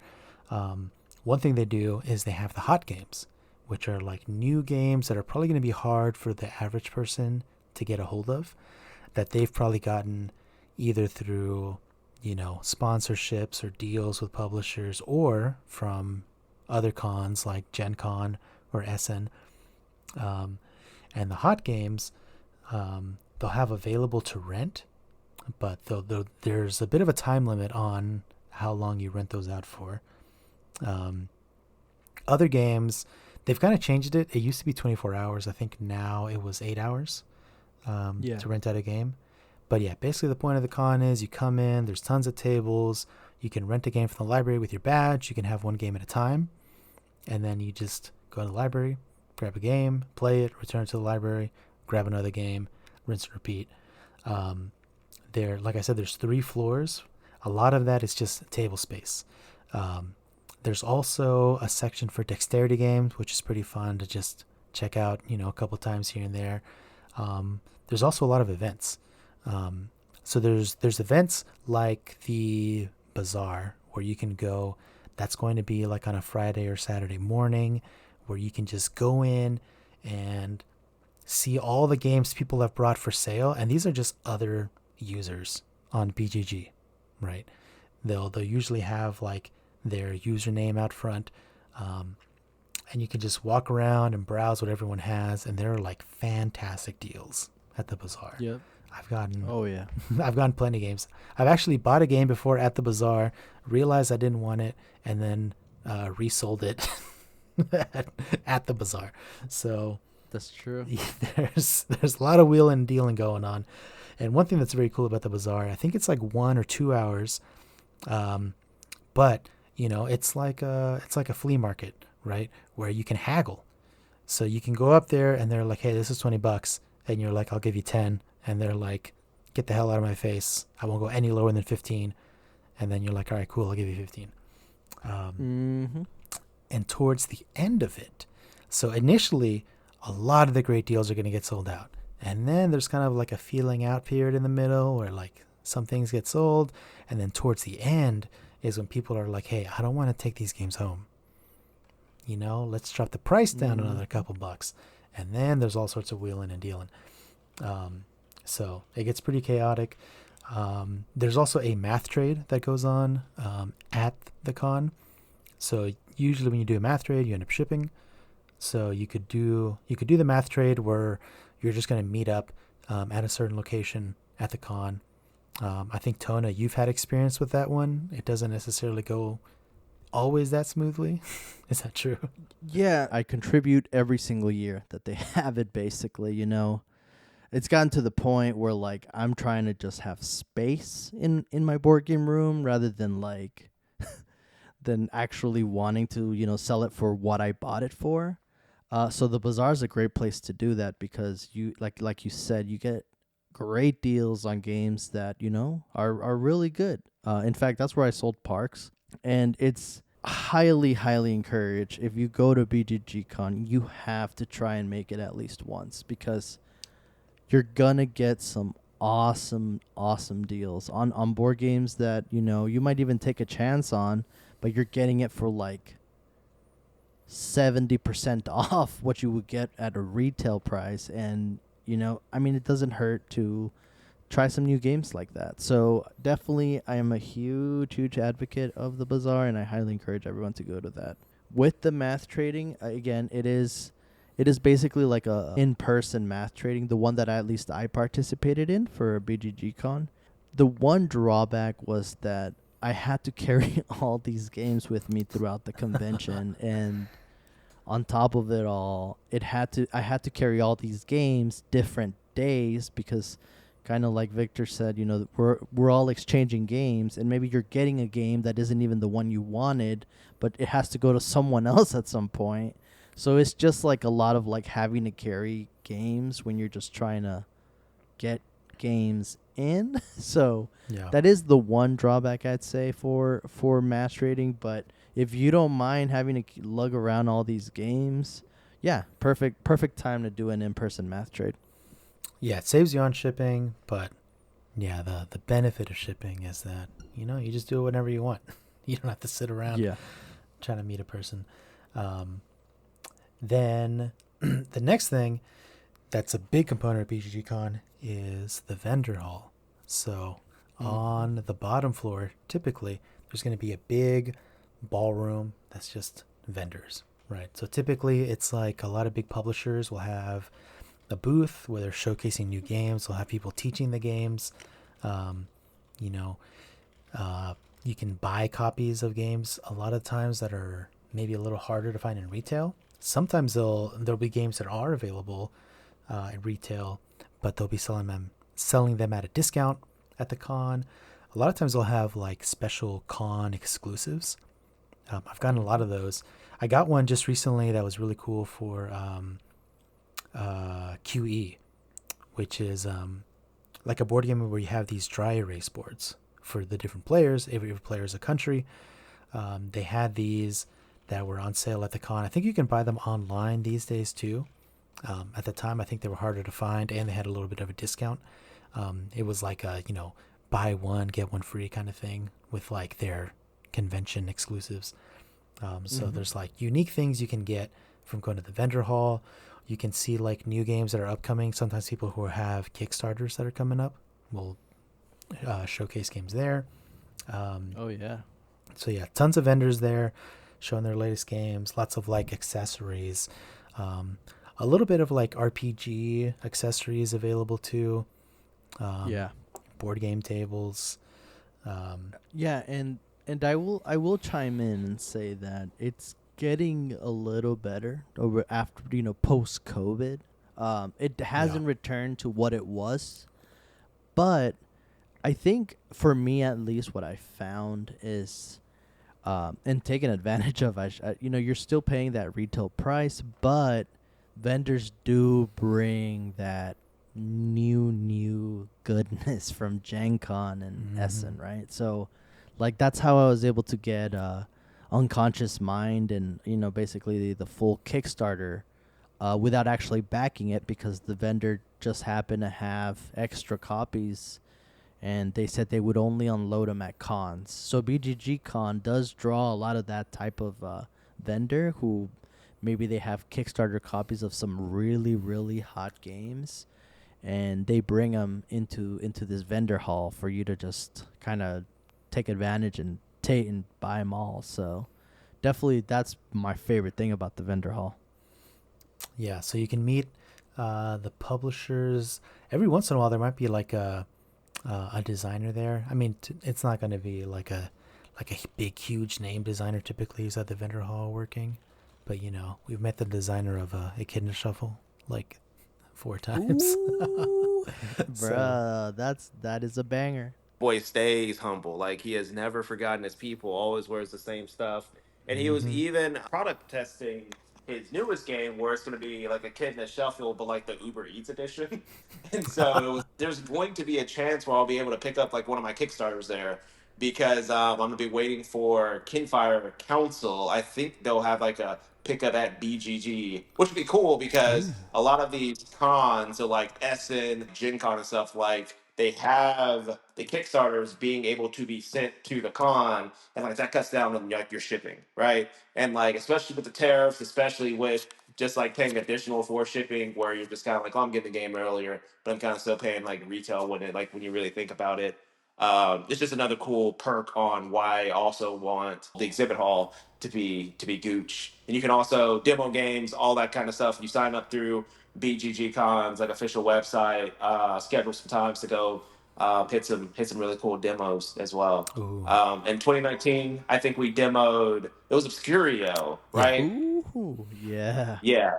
And that was like, I genuinely think that's probably the only time I've had fun playing with like randos, because not only does the MC of like teaching the game and all that kind of stuff make it fun, but you're legitimately all learning a game from scratch that's like not even on the streets yet. Like, you're on the farm sampling the milk. You know what I'm saying? Like, it hasn't even hit the bottle Fresh yet. out the tape. Yeah, I'm glad you brought that Yeah. up, because I was like, that was one of my favorite vendor hall moments, was getting a demo of Obscurio, because it was like, I've never heard of this game, I don't know anything about it, but I saw some people getting it demoed to them, seemed cool, art was cool. We get a demo to us, and they were like, hey, well, this game goes up to X number of players, so we're gonna have some other randos with you. We played a couple rounds, and we were just like having a great time. And there's like a little bit of like other people watching you, so it was almost like we were kind of like performing for the crowd a little bit. So yeah, that was like super fun. Bought that game immediately. So yeah, so you got the vendor hall on the bottom floor. Like I said, it's Reunion Tower, so if you're like really interested in checking out the big ball at the top, you can do that while you're hanging around. They got some quick food options there too. So there is, if you go up to the 3rd floor, there's like a full bar, where you can just go sit there, get drinks. There's like 2 restaurants up there. I think one's like pizza, one's pasta, something like that. Yeah. Then up there on the 3rd floor also, they'll have a lot of events for unpublished games. So a lot of designers will go there for like prototype testing, meet with each other. So you can check that out if you want to see that, or if you're a designer and you got something you want people to check out, you can sign up for that. There's war games typically up there as well, because there's some rooms that are like part of the con, reserved for the con basically. So you can check out the wargaming, and downstairs there's a cafe, basically like think of a off-brand Starbucks kind of a vibe. And then there's a Meeple cafe, which is good for just like quick hits, right? It's kind of like a lunch line. But I will warn you against getting the walking taco. Do not get. It almost battles that Chewy's burrito. It rivals. It's up there. Do not. Yeah, and since we are talking about BGG.CON, I think that this is like a good pro tip. Ubering or door dashing food to the hotel is not a bad bet because you're gonna get tired of those walking tacos. You can only walk the taco for so long. If you want a little variety, especially here at We Are Bored, we have our favorite Chinese place. What's it? Can you shout it out, Aaron? I know you know the name. You love that. That house, boy. I know That's you a love bunker buster, brother. Well, it's because you're like in downtown Dallas, so like I live in like very, very, very South Austin. Like if I cross the street, I'm in the next town over from Austin. So like I have a lot of DoorDash options at my house, but like when I go to Dallas and I go to DoorDash, it's just like it's overwhelming. I'm just like, dude, is every single building down here a restaurant? It feels like it. But yeah, definitely pro tip, definitely Uber Eats, DoorDash something, and I feel like most of our experience has been good, right? I mean, it gets there fairly quickly and they wait for us to get our food, and it's a pretty seamless transaction. At least that's what it's felt like to me. Yeah, you basically give them the address as the hotel and they'll come up to the lobby and you'll just walk up there and meet them. And it can be a bit of a walk depending on where you are, because I guess to give people like some context, when you walk into the lobby of the hotel, it's just like a big old space with like a big water fountain and like a giant escalator kind of thing. But once you walk past that, it's like all board games. If you go over to the left, there's like a giant hallway and it's just like filled with tables. And you're like, oh man, this is a lot of tables. And there's a lot of people gaming on them. Pretty cool. Then you walk past that and you walk into this massive, massive ballroom, which I think is like, they have all these tables that are, that seat 8 people, but there's 2 of them stacked, back to back. And then I think they go almost like 20 deep or maybe 25 deep. And then it's like another 20 across. So it's potentially like 400 tables. And they actually have a system where they have to like number each row and letter each column, so that you can tell people like, hey, we're over in like F7 area, if you want to come find us. And they have like big signs. One thing that's cool about that area too is that I think this is kind of the next thing for people who want to go. So we go, we have us 3 who will know, we have other people who we know will go. I think for people who want to solo BGG.CON, what you can do is look out for signs that people will put that are players wanted. So there's free signs they provide that say players wanted and teacher needed. So you can walk around and see if you see those signs. So teacher needed means they're looking for someone to teach them the game that they have out. And then players wanted is, they're looking for anybody to just jump in and play a game. So how would you guys feel about soloing BGG.CON, like just kind of going by yourself and checking it out? Yeah, so I've always been lucky that I've had someone to basically, the first couple times that I went, obviously, it was just myself and another friend, but I've always had the luxury of being able to have someone I know at least to kind of play games with. Granted, the first couple years, it did require us choosing a game and then getting the sign of, hey, players needed. And it's very normal at the con. It's not like you're going to stand out or people are going to look at you weird if you're looking for a player. It is very common. There's a lot of these signs because it's one of the things people always need, right? Players. I will give a quick shout out, which is kind of something that can be missed by first timers. At BGG.CON, on the website itself for the tabletop events, once it gets closer to the actual con, there's going to be a ton of different quote-unquote events that you can actually sign up for. And there is one called the new player to BGG.CON event, where you'll meet people who are also new and maybe they're just trying to find groups to play with. There's events that are more targeted. Victor kind of mentioned the wargaming. They hold multiple events if you're into wargaming that you could sign up for. There's events for Blood on the Clock Tower if that's your thing. There's RPG events that you can sign up. So there's all these different things you can sign up for if you're going solo or even with a group. They can all sign up. And you can partake in these events. So you don't really need to go with anybody because you can create a great experience for yourself just by going to all these events and signing up for them. So that's definitely a pro tip, and it can be easily missed because it's kind of hidden away in the tabletop event. But if you go under attend and then event schedule, you can see all the different events. Right now there's not any because, again, it's kind of far out. But as it gets closer to November 19th, you're going to start seeing all these different events start populating. So definitely something you should check out if you're going there solo. Yeah. But yeah, that's my spiel. That's a really good shout out because if you wanted to go through the events and sign up, you could easily completely fill your entire con with events because there are events going on the whole time. Like you said, there's different RPGs, right? So you can even go play D&D. I've seen a lot of I think Vampire the Masquerade, big werewolf games. So a lot of games like that require a lot of players. They have a lot of events for that. I think I've seen 2 Rooms and a Boom. Then there's a couple of speakers, basically. They'll have some designers, give talks and things like that. One-on-one session with that boy Eric Lang. One-on-one. Oh yeah. That's another thing. We've seen a bunch of designers there. We've seen Eric Lang there.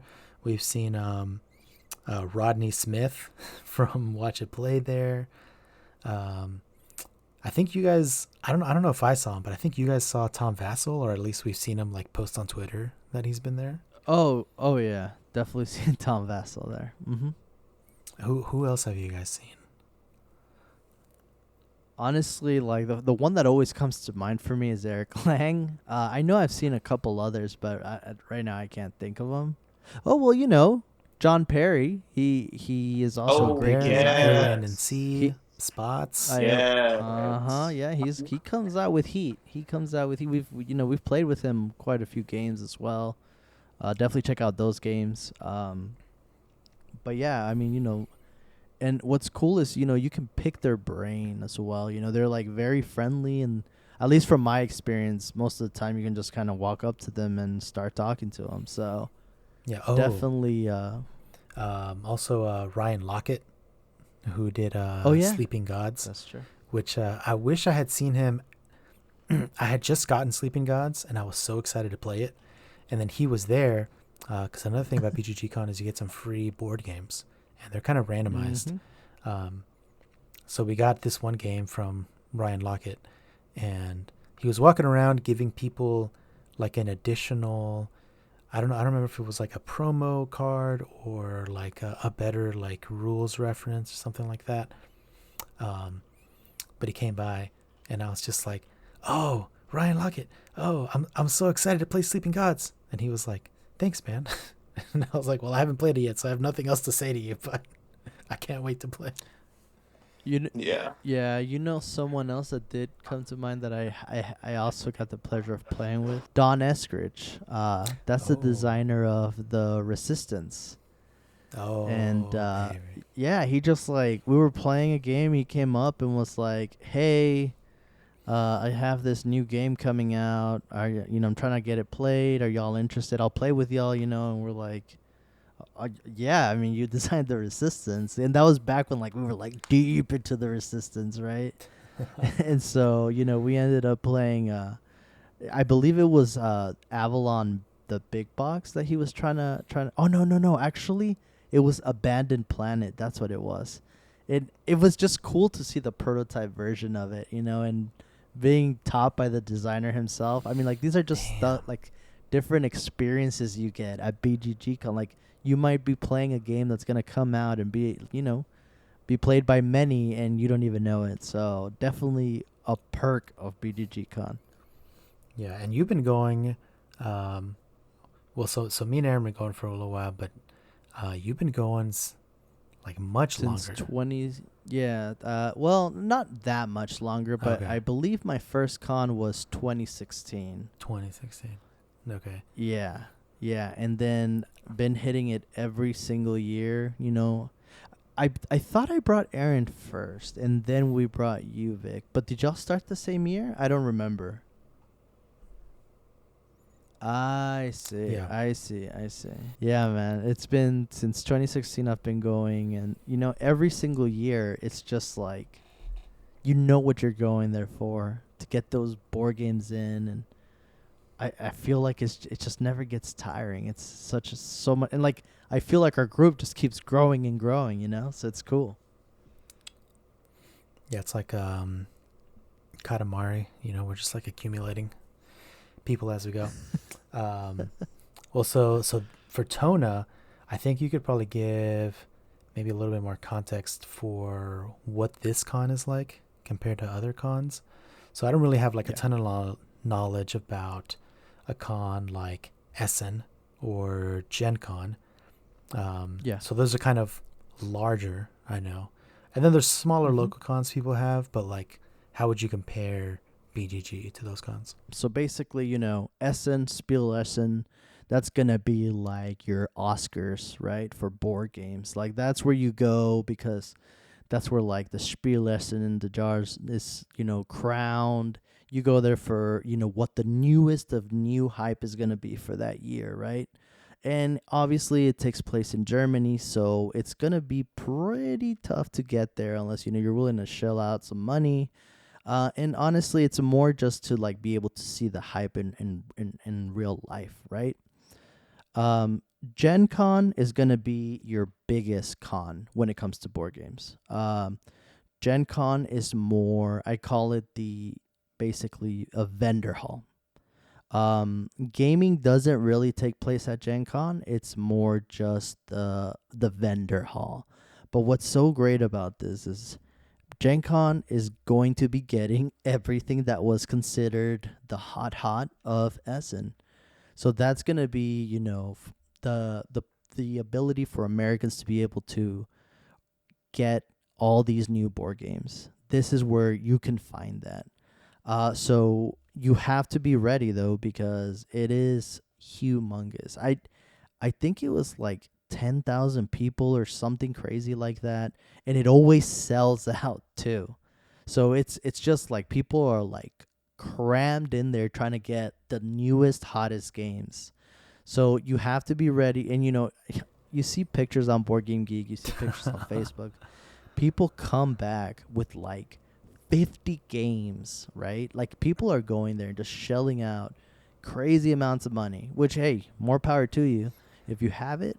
But if you're going to Gen Con, that's gonna be to buy the newest hottest games. That's that vibe. Yep. That's what Gen Con is. And then you have I would say Origins, right? It is like a mixture of BGG.CON and Gen Con. It is bigger than BGG.CON, but what's interesting about Origins is they actually have a semi-large vendor hall. It's basically the vendor hall is going to be the size of the ballroom at BGG.CON. So while it is still big, it's very big. It's not as big as Gen Cons where it takes up the entire venue, right? Now with Origins, they do have like a library for board games to rent out. And you can rent them out and play them. They do have a space for you to play those board games, but that is not the focus of Origins. And you can tell it almost feels like the playing the board games is like a side hustle where it's just like, yeah, I guess we also have these games you can rent out and play, but we're trying to get you to focus on our vendor hall type of vibe, right? It's still really great though, and the reason why I say that is because it's located in like downtown Columbus, Ohio, and like the vibes are just great. Like if you want to just go out on a walk and stuff, like everything is near you, everything's closed. You can like go to a bar and then go back to the venue. Like everything's just like perfect. It's beautiful. It really is beautiful. So if you want to just have like a relaxing con and maybe not focus so much on like the actual playing the games at the venue, but maybe just get them at the vendor hall and then just kind of expanding from there, definitely highly encourage people to go to Origins. Now with BGG.CON, what makes BGG.CON special? What makes it special is, again, it's smaller than the first two I mentioned, right? Or I guess three, Essen, Gen Con, and Origins. But what makes BGG.CON special is their focus on getting board games played. It's the only con that I know that, I mean, there's other smaller cons, obviously, but it's the con that is focused on playing. Kind of like you said, they have a ton of board games in their library, and it's all about going there, renting or leasing out a board game of your choice and getting it played. It's if you're trying to get board games played, that's where you got to go. You got to go to. That's what makes BGG.CON special. It's the fact that it has that massive library, and I'll say it. I mean, the vendor hall, while it is an okay size, and it does have some good board games, some hot board games. Honestly, it's always kind of felt like, oh, this is just an addition to what BGG.CON's about. BGG.CON definitely is about going and getting board games played that you've always wanted to play. So that's how I differentiate them. Yeah, I think definitely the vendor hall is like, you'll go there once and check it out over the course of the con, but you're not like spending a ton of time there, and it's not usually super packed either, especially like towards the later days, right? Where the other ones, yeah, it's like I've seen the pictures of people at Gen Con, and it's like lines of hundreds of people out the door. It's like I just couldn't imagine that at BGG.CON. There's just like not even that many people to make that big of a line, and like no one's waiting for anything at BGG.CON. Like there's no reason to wait for anything. Like if there's something you want to do, just go rent a game. And if someone has that game, you can check online and see, well, the game's rented out. I'll rent a different game. Yep. There's nothing to wait for. So yeah, it's definitely like a play games, not like sit around, wait in lines, try to find the newest or greatest or whatever.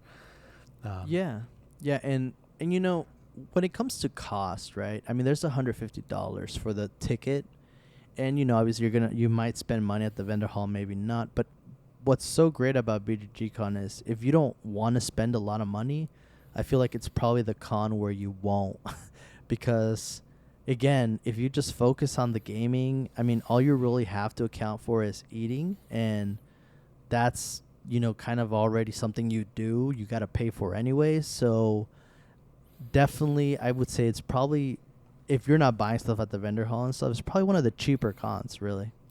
Yeah, and I think last year we got an Airbnb, and we could have cooked more at the Airbnb if we wanted to, but I was like, I'm not spending my time on that. Another thing that's funny that you brought up was like just trying to walk around Columbus, Ohio versus Dallas. It's like just anywhere in Texas, it's not a walkable place around here. I have not tried walking Yeah. anywhere in downtown Dallas.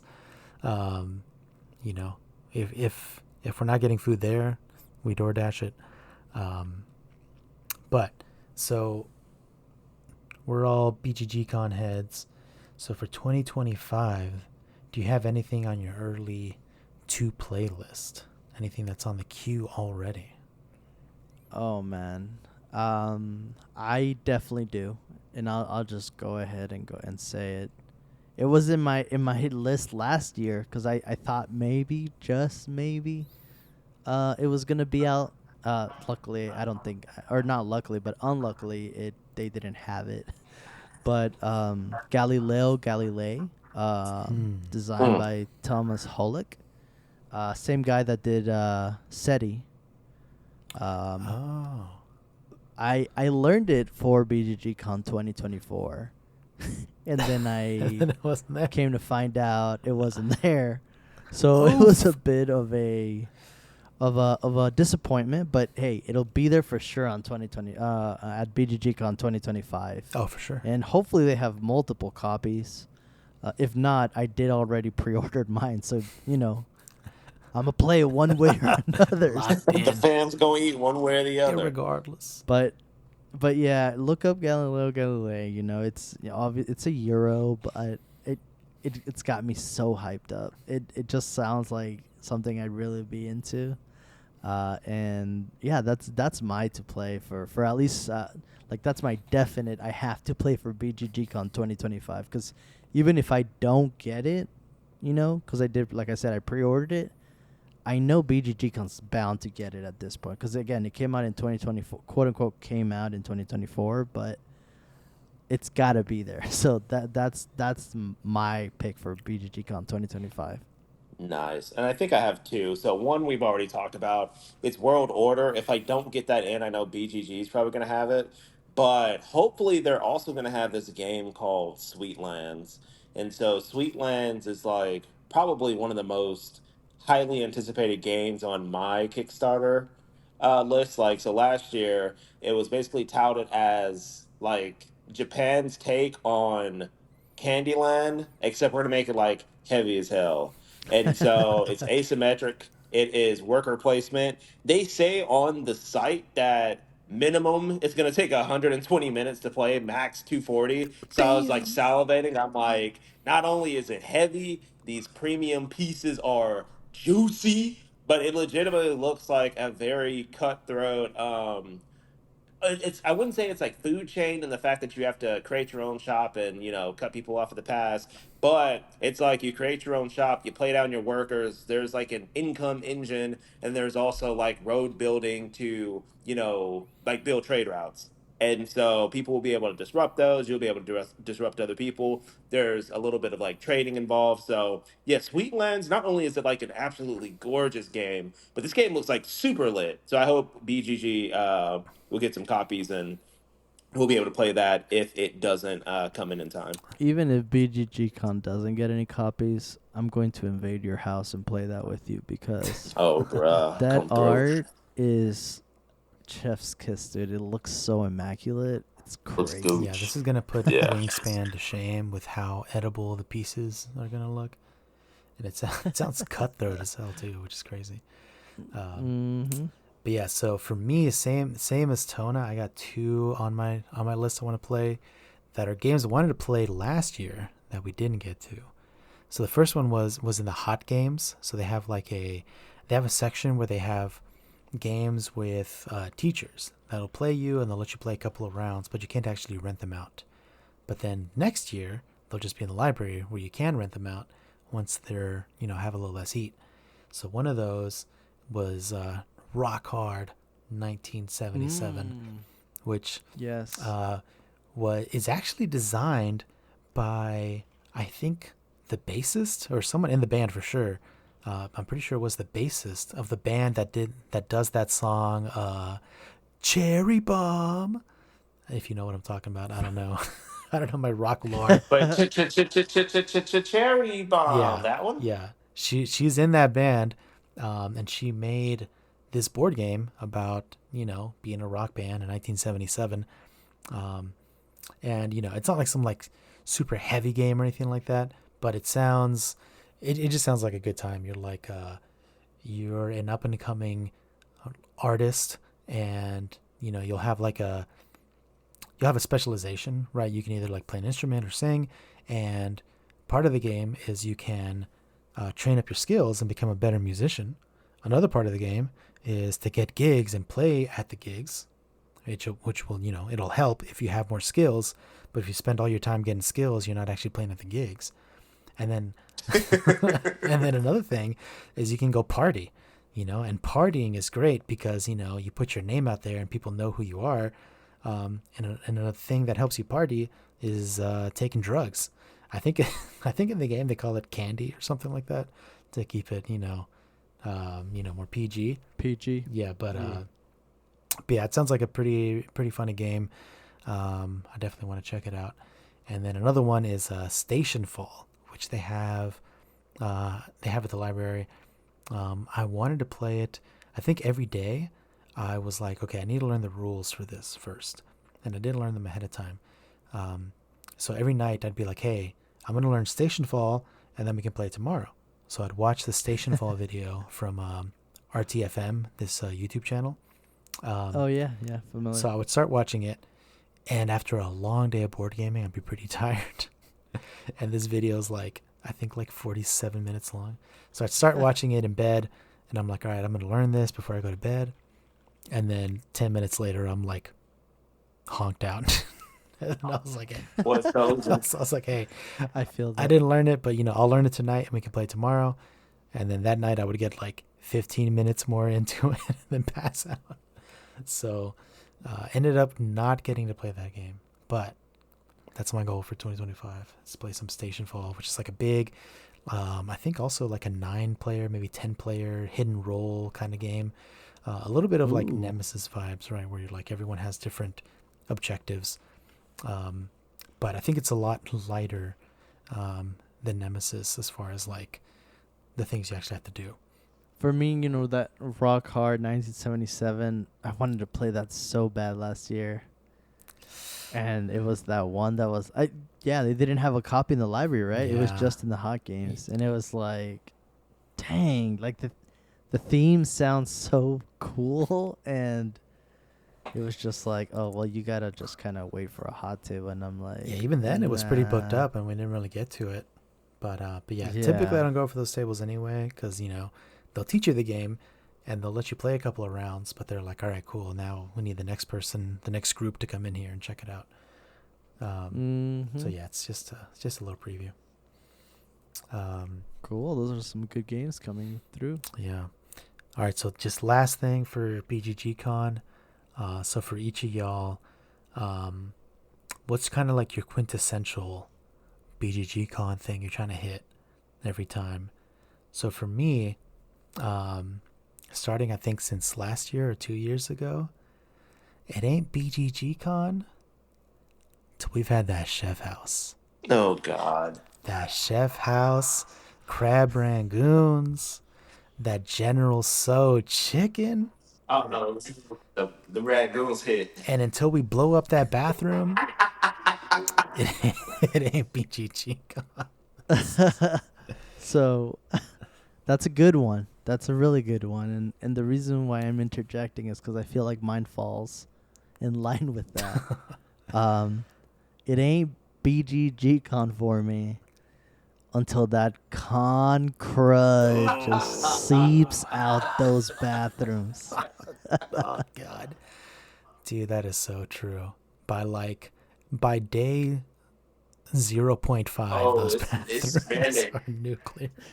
Yeah, I think, Victor, can you explain, to the new people who are new to BGG.CON what that con crud is? Well, so there's layers to the con crud. So the first level of the con crud that is unavoidable is that if you are a male and you're at BGG.CON, you are unfortunately in a majority.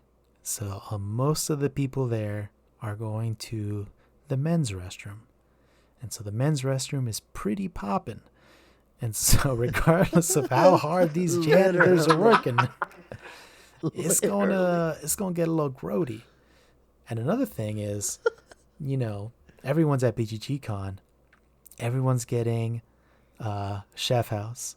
Everyone's door dashing. Everyone's ordering pizza. Everyone's getting walking tacos. So, when they go to the restroom, it's not sunshine and roses. So, you gotta go in there, just like a warrior and just man up, hold your breath while you're in there. I don't know about the women's restroom. I actually would be curious, some of our friends, see if they have a better review of the women's restroom. Gotta get Beanskins on the case. We'll have to check her. Maybe it's just as bad. Who knows?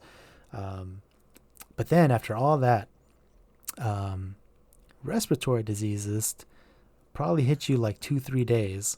So if you start on a Thursday, maybe by Saturday, Sunday, you might have caught a little something you didn't want to catch.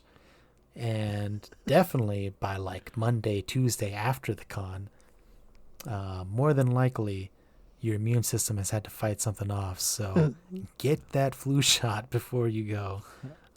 Get a COVID booster if you need one. Get a polio booster, TB, whatever boosters you need. You need to hit those beforehand. I didn't do it last year. I forgot. And one thing that's important about vaccines is you got to get them 1 or 2 weeks, maybe 2 weeks ahead of time, so that they take effect. Yeah, you can't. Yeah, you can't procrastinate. And I think I told you. Yeah, I think I told you a week before, and you were like, "Well, it's too late now." I got to raw dog it. I did not raw dog it successfully. Got pregnant. So for me, like I said, it ain't that BGG.CON till that concra just seeps into your nostrils. What about you, Aaron? It ain't BGG.CON until you see the glazed look in the first time player's eyes, man. Last year, it was back to back to back to back to back, heavy games that we're probably going to play once in a year. And on heavy game 2 of probably a 5-game spree, you just start seeing the glazed look, the brain fog, and it's happening in the moves. Oh yeah, man, that's peak BGG, because it's that is when the excitement's out, and you really separate who are the people who are here who are about it, and who are the people here that are here to take pictures. You find out pretty quick. Yeah, you can't burn yourself out on game 1 of heavy games and be oh, I'm gonna figure this game and I'm gonna win. You gotta pace yourself. At a certain point, you might be you know what? Instead of doing analysis paralysis and figuring out the optimal move, we just got to keep it moving. We got 7 more games on the docket. F it, we ball 100%. And just one last thing to kind of round it all out, if you don't mind me taking over a little bit, Vic. What are your best scores for how many board games played at BGG.CON? I think mine was last year. I think mine was 21. Dang. That has me beat. Mine's 17. And it was, I think, maybe 3 years ago that I hit 17, but dang, you got 21 in? That's crazy. You were just gaming all day.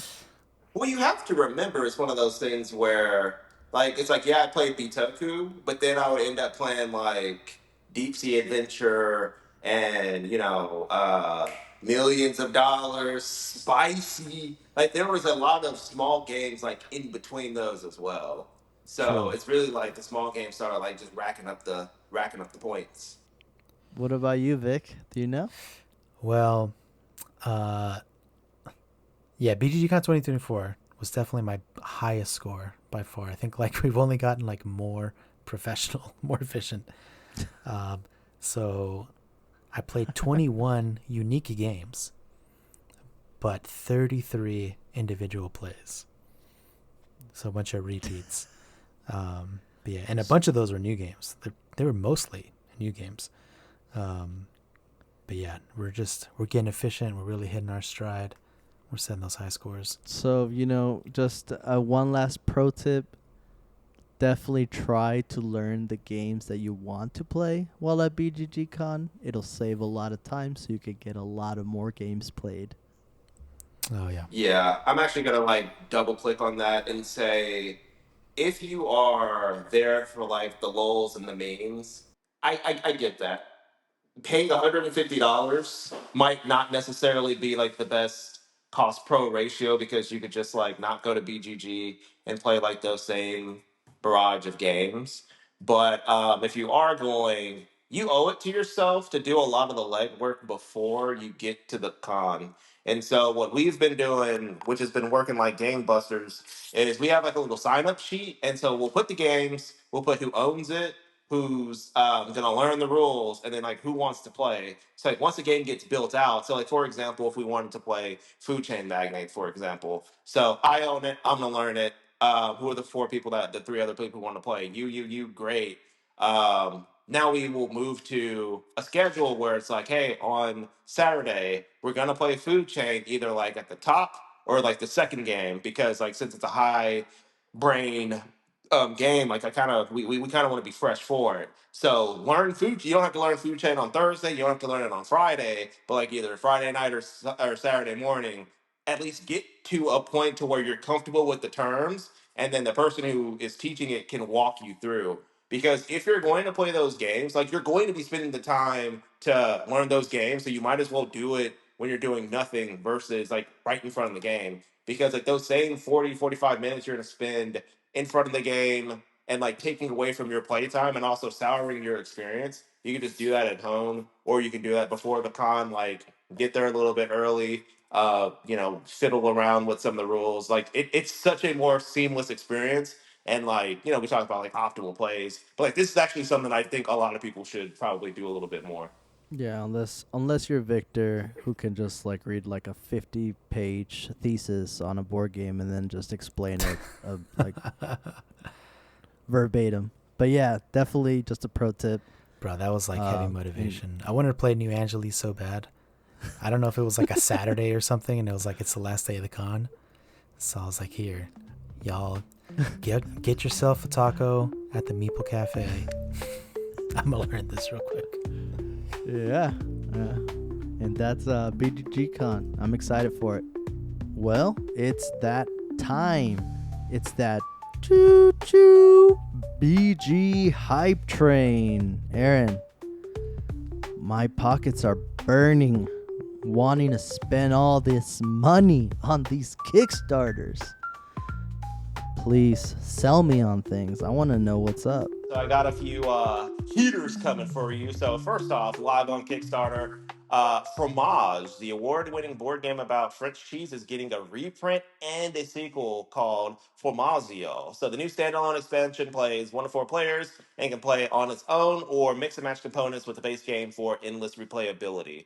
So Formaggio is designed by Ben Rossett and developed and published by Jeffrey Chin and Andrew Nerger. So Formaggio features 4 new board quadrants with new mini games where you can either pair cheese with wine, sell cheese to restaurants, distribute cheese across all of Italy, and deposit cheese in a cheese bank. So it's real zany. The expansion also comes with a heap of new deluxe tokens, some new order cards, new ability cards, and so much more. How y'all feeling about Formaggio?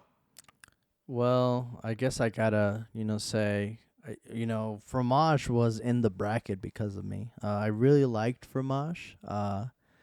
It sounds like Formaggio is going to be adding more things to Fromage, but it's also a standalone game. It I'm on the fence about it. I'll be honest with you, Aaron, because while it does add more replayability to what I currently have, which is Fromage, um, I don't know if I can afford the shelf space to have two of the same game. Um, it sounds like it will be adding more things to Fromage. It sounds like for Fromage it can be played by itself, but it also sounds like it could be two of the same, just with more replayability. So for me, I'm still kind of on the fence. I got to do a little more research on Formaggio in order to back it. But I love fromage, so I would say if you don't have Formaggio or fromage, then you should back Formaggio in order to kind of get that experience with fromage, because fromage was definitely a great game. Yeah, it's very interesting that it's also standalone, and that it mix and matches with the original game. So I feel like that's like a good pattern for games to follow. Um, I wonder like if it's like wasting a lot of space, or the mix and match like is pretty seamless with the original game where it doesn't just reprint the same components and charge you for them. Um, I don't know about that, but um, I mean, I'm kind of on the same boat with you where like I wouldn't necessarily want to get Formaggio. I don't have Fromage either, and I wasn't like fiending for it. But I do like this pattern of like standalone expansions that can mix in with OG.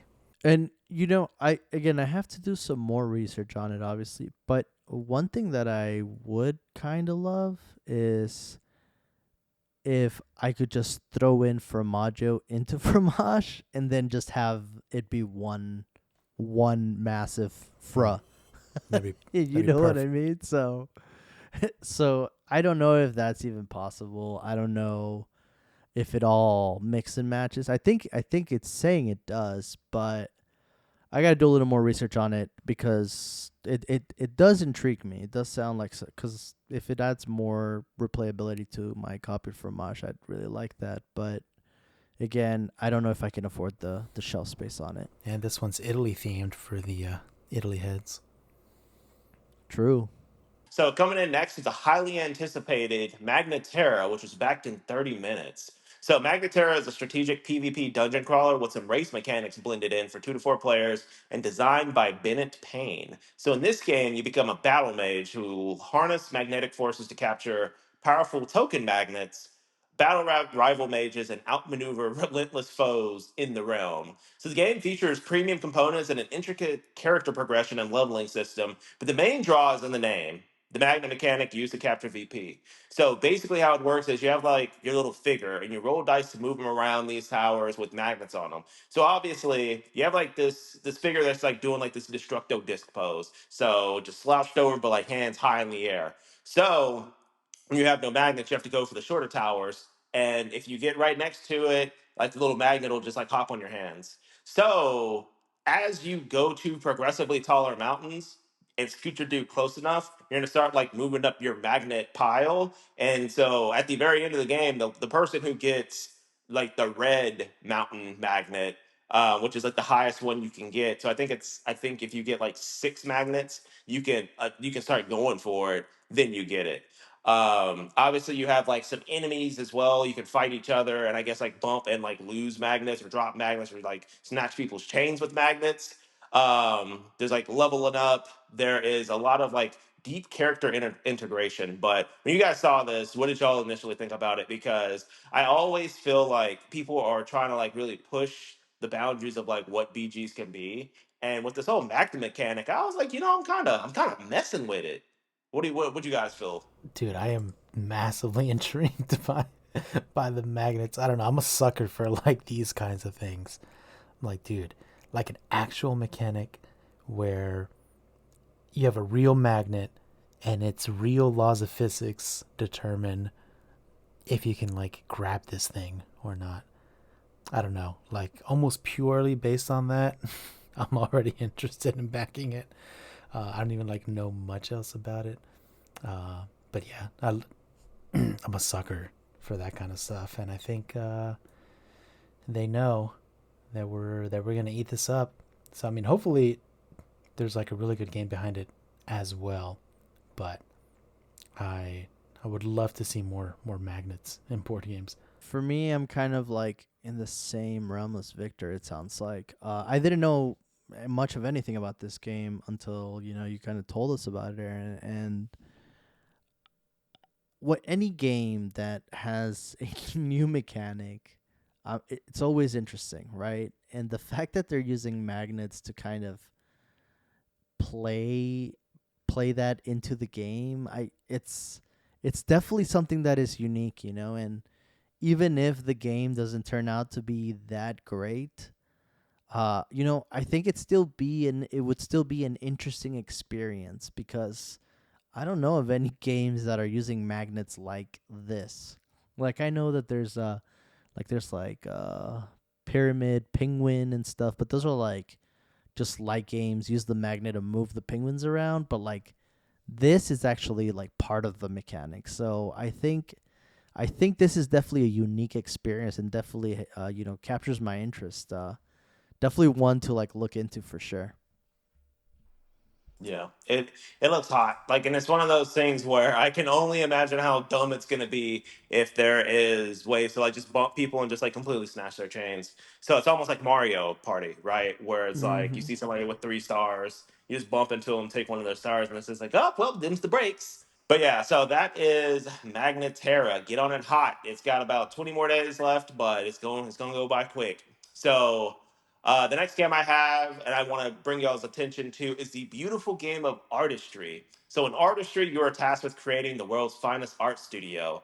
Artistry plays 1 to 4 players and is currently being designed and published by Do Som Neum Games, better known for their previous releases, Le Fleur, and the very, very popular Botany. So, in Artistry, players are playing to 20 renown or VP and play the game over a series of rounds doing 1 to 3 actions. You can either gather material tiles, which are placed on your board based on the pattern card you have in your hand. The second thing you can do is purchase a pattern card, which will have a combination of colored materials that you've been collecting on your board, or you can pass. So it's essentially just as simple as playing a card in your hand, placing down 2 patterns, and then turning those patterns into points, and then getting renown points once you have the card. So the game also has special booster cards. So if you get the last resource of a certain color, you'll get a special perk. There's special cards to upgrade the cards in your starting hand. So like the that start in your hand are like level 1 artistry cards, and then you can go all the way up to like level 3, where they start giving you some banging benefits. Outside of this game looking absolutely beautiful, it's pretty inexpensive, and it's supposed to only last 30 to 40 minutes. So for something that's this cheap, this quick, and this good, what do y'all think about Artistry? For me, it's just the artwork. Holy cow! I mean, definitely lives up to its name. I'd say. The gameplay looks really fun as well, but the artwork just like has me captivated. I mean, honestly, this would be just like nice to have as a display piece. It's so beautiful to look at. I definitely I'm probably back in this one. I'm a sucker for beautiful art like this, and like you can tell that they put a lot of love into it. Yeah, dude, I'm mostly like looking for a reason not to back it because like, yeah, like I seen on this thought, I was like, yo, yeah, this is like I just want to have this, have it on the shelf, display it, put it out sideways so it shows. Maybe leave it just set up on the in the living room table so people see it, even if I'm not playing it.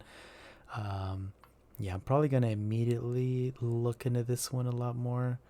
But like, yeah, this art is just so amazing. I'm curious who this artist is. Like, have they worked on other games we know? Because like, this is honestly some of the most impressive board game art I've ever seen. You've probably seen it. Like Botany got like a lot of gas because it was so like beautiful. I think Botany surpassed its goal by like 21,000. So yeah, these Oh, is it the the do same Somnium. designer? Yes, it is. Mm-hmm. Oh, okay. It's starting to make sense. Got it. Okay. Gotta go for that jewelry box edition. Yeah, literally. Like that jewelry box edition is crazy. All right. So, we're going to stay in that Kickstarter realm for now. And I just kind of wanted to shout one out. This one kind of was, lingering Yeah, around my absolutely. socials, and I looked into it a And then little bit, so for and the it remaining looks pretty BG hype, interesting. my It's called boy Landfall. Tona They wants claim to it's a pop cozy pop pop pop volcano island off. building Hit it, game. King. Seems to be, fairly simple. It's just hexes. And then you have some cool volcano statues that you're basically stacking. It's a 2 to 4 player game. Basically, you're trying to shape this island, right? And the goal is for the first player to build one of each of the three formations, which is a mountain, a valley, and plain. Um, Again, you're just trying to kind of plan ahead, block, and steal tiles from your opponent in order to win the game. It really reminded me a lot of Santorini, which I know Aaron was a huge fan of that. It's 3D, obviously, because you're laying all these hexes together and putting mountains on top of it. And the price is honestly a great deal, at least from what I saw. $30 for the base game, and that includes the hexes, the mountains, and it just looks beautiful on the table as well. Have y'all heard of this one? Negative, coach. But it looks gas. Oh my goodness. Yeah, it's just again like it's pretty simple, and it's some they claim that it can be taught in minutes. So again, if it's something that can be easily taught, it comes in a small box, and you can finish it in less than half an hour. With the caveat, we don't really know how long it actually will take, but I mean, to me, I'm always looking for those games that I can just tell people like, hey, let's bust this out, let's get it played. 30 minutes, boom, done. It looks beautiful on the table. I mean, it sounds like a good time. Yeah, it looks really nice and kind of like you said, Santorini vibes, but Santorini is like a very competitive game. It can get grimy. This one looks like it's a little bit more, I guess they're calling it cozy, but like it seems like you kind of have your own goal. Like you're not necessarily messing with other people. It looks like you have some goals like around some landscapes you're trying to make with these 3D hexes. So it's possible maybe to mess with other people if the information's public about what their goals are. But it does seem satisfying, like the pieces that are like they look like they probably click clack into each other, so it could be real tactile. And don't get it wrong, you can steal like hex spaces from the other player and stuff. So I have a feeling with like two pros going at it with this game, it can definitely also get grimy. I've got a feeling about it. So definitely one to look out for. That's Landfall, a cozy volcano island building game. And the last one that I wanted to shout out is actually found on GameFound, and that is Black Orchestra, the Resistance expansion, and Valkyrie standalone game. Black Orchestra has some history with the We Are board. It is one of those co-op games that basically I made Aaron play. I'm pretty sure I made Victor play. I'm sure Aaron and I both played it multiple times, or together we've played it multiple times. But Black Orchestra is designed by Philip Duberry. It's a player count of 1 to 5 players. It's set in World War II, where basically players are members of real-life German resistance plotting to assassinate Adolf Hitler. They work together. They have to gather intel, acquire resources, and evade the Gestapo while trying to execute their plan. Each turn, players take actions to move the map, gather items, gain motivation, develop assassination plots. The game progresses. Hitler security will tighten. The Gestapo will actively hunt down the conspirators.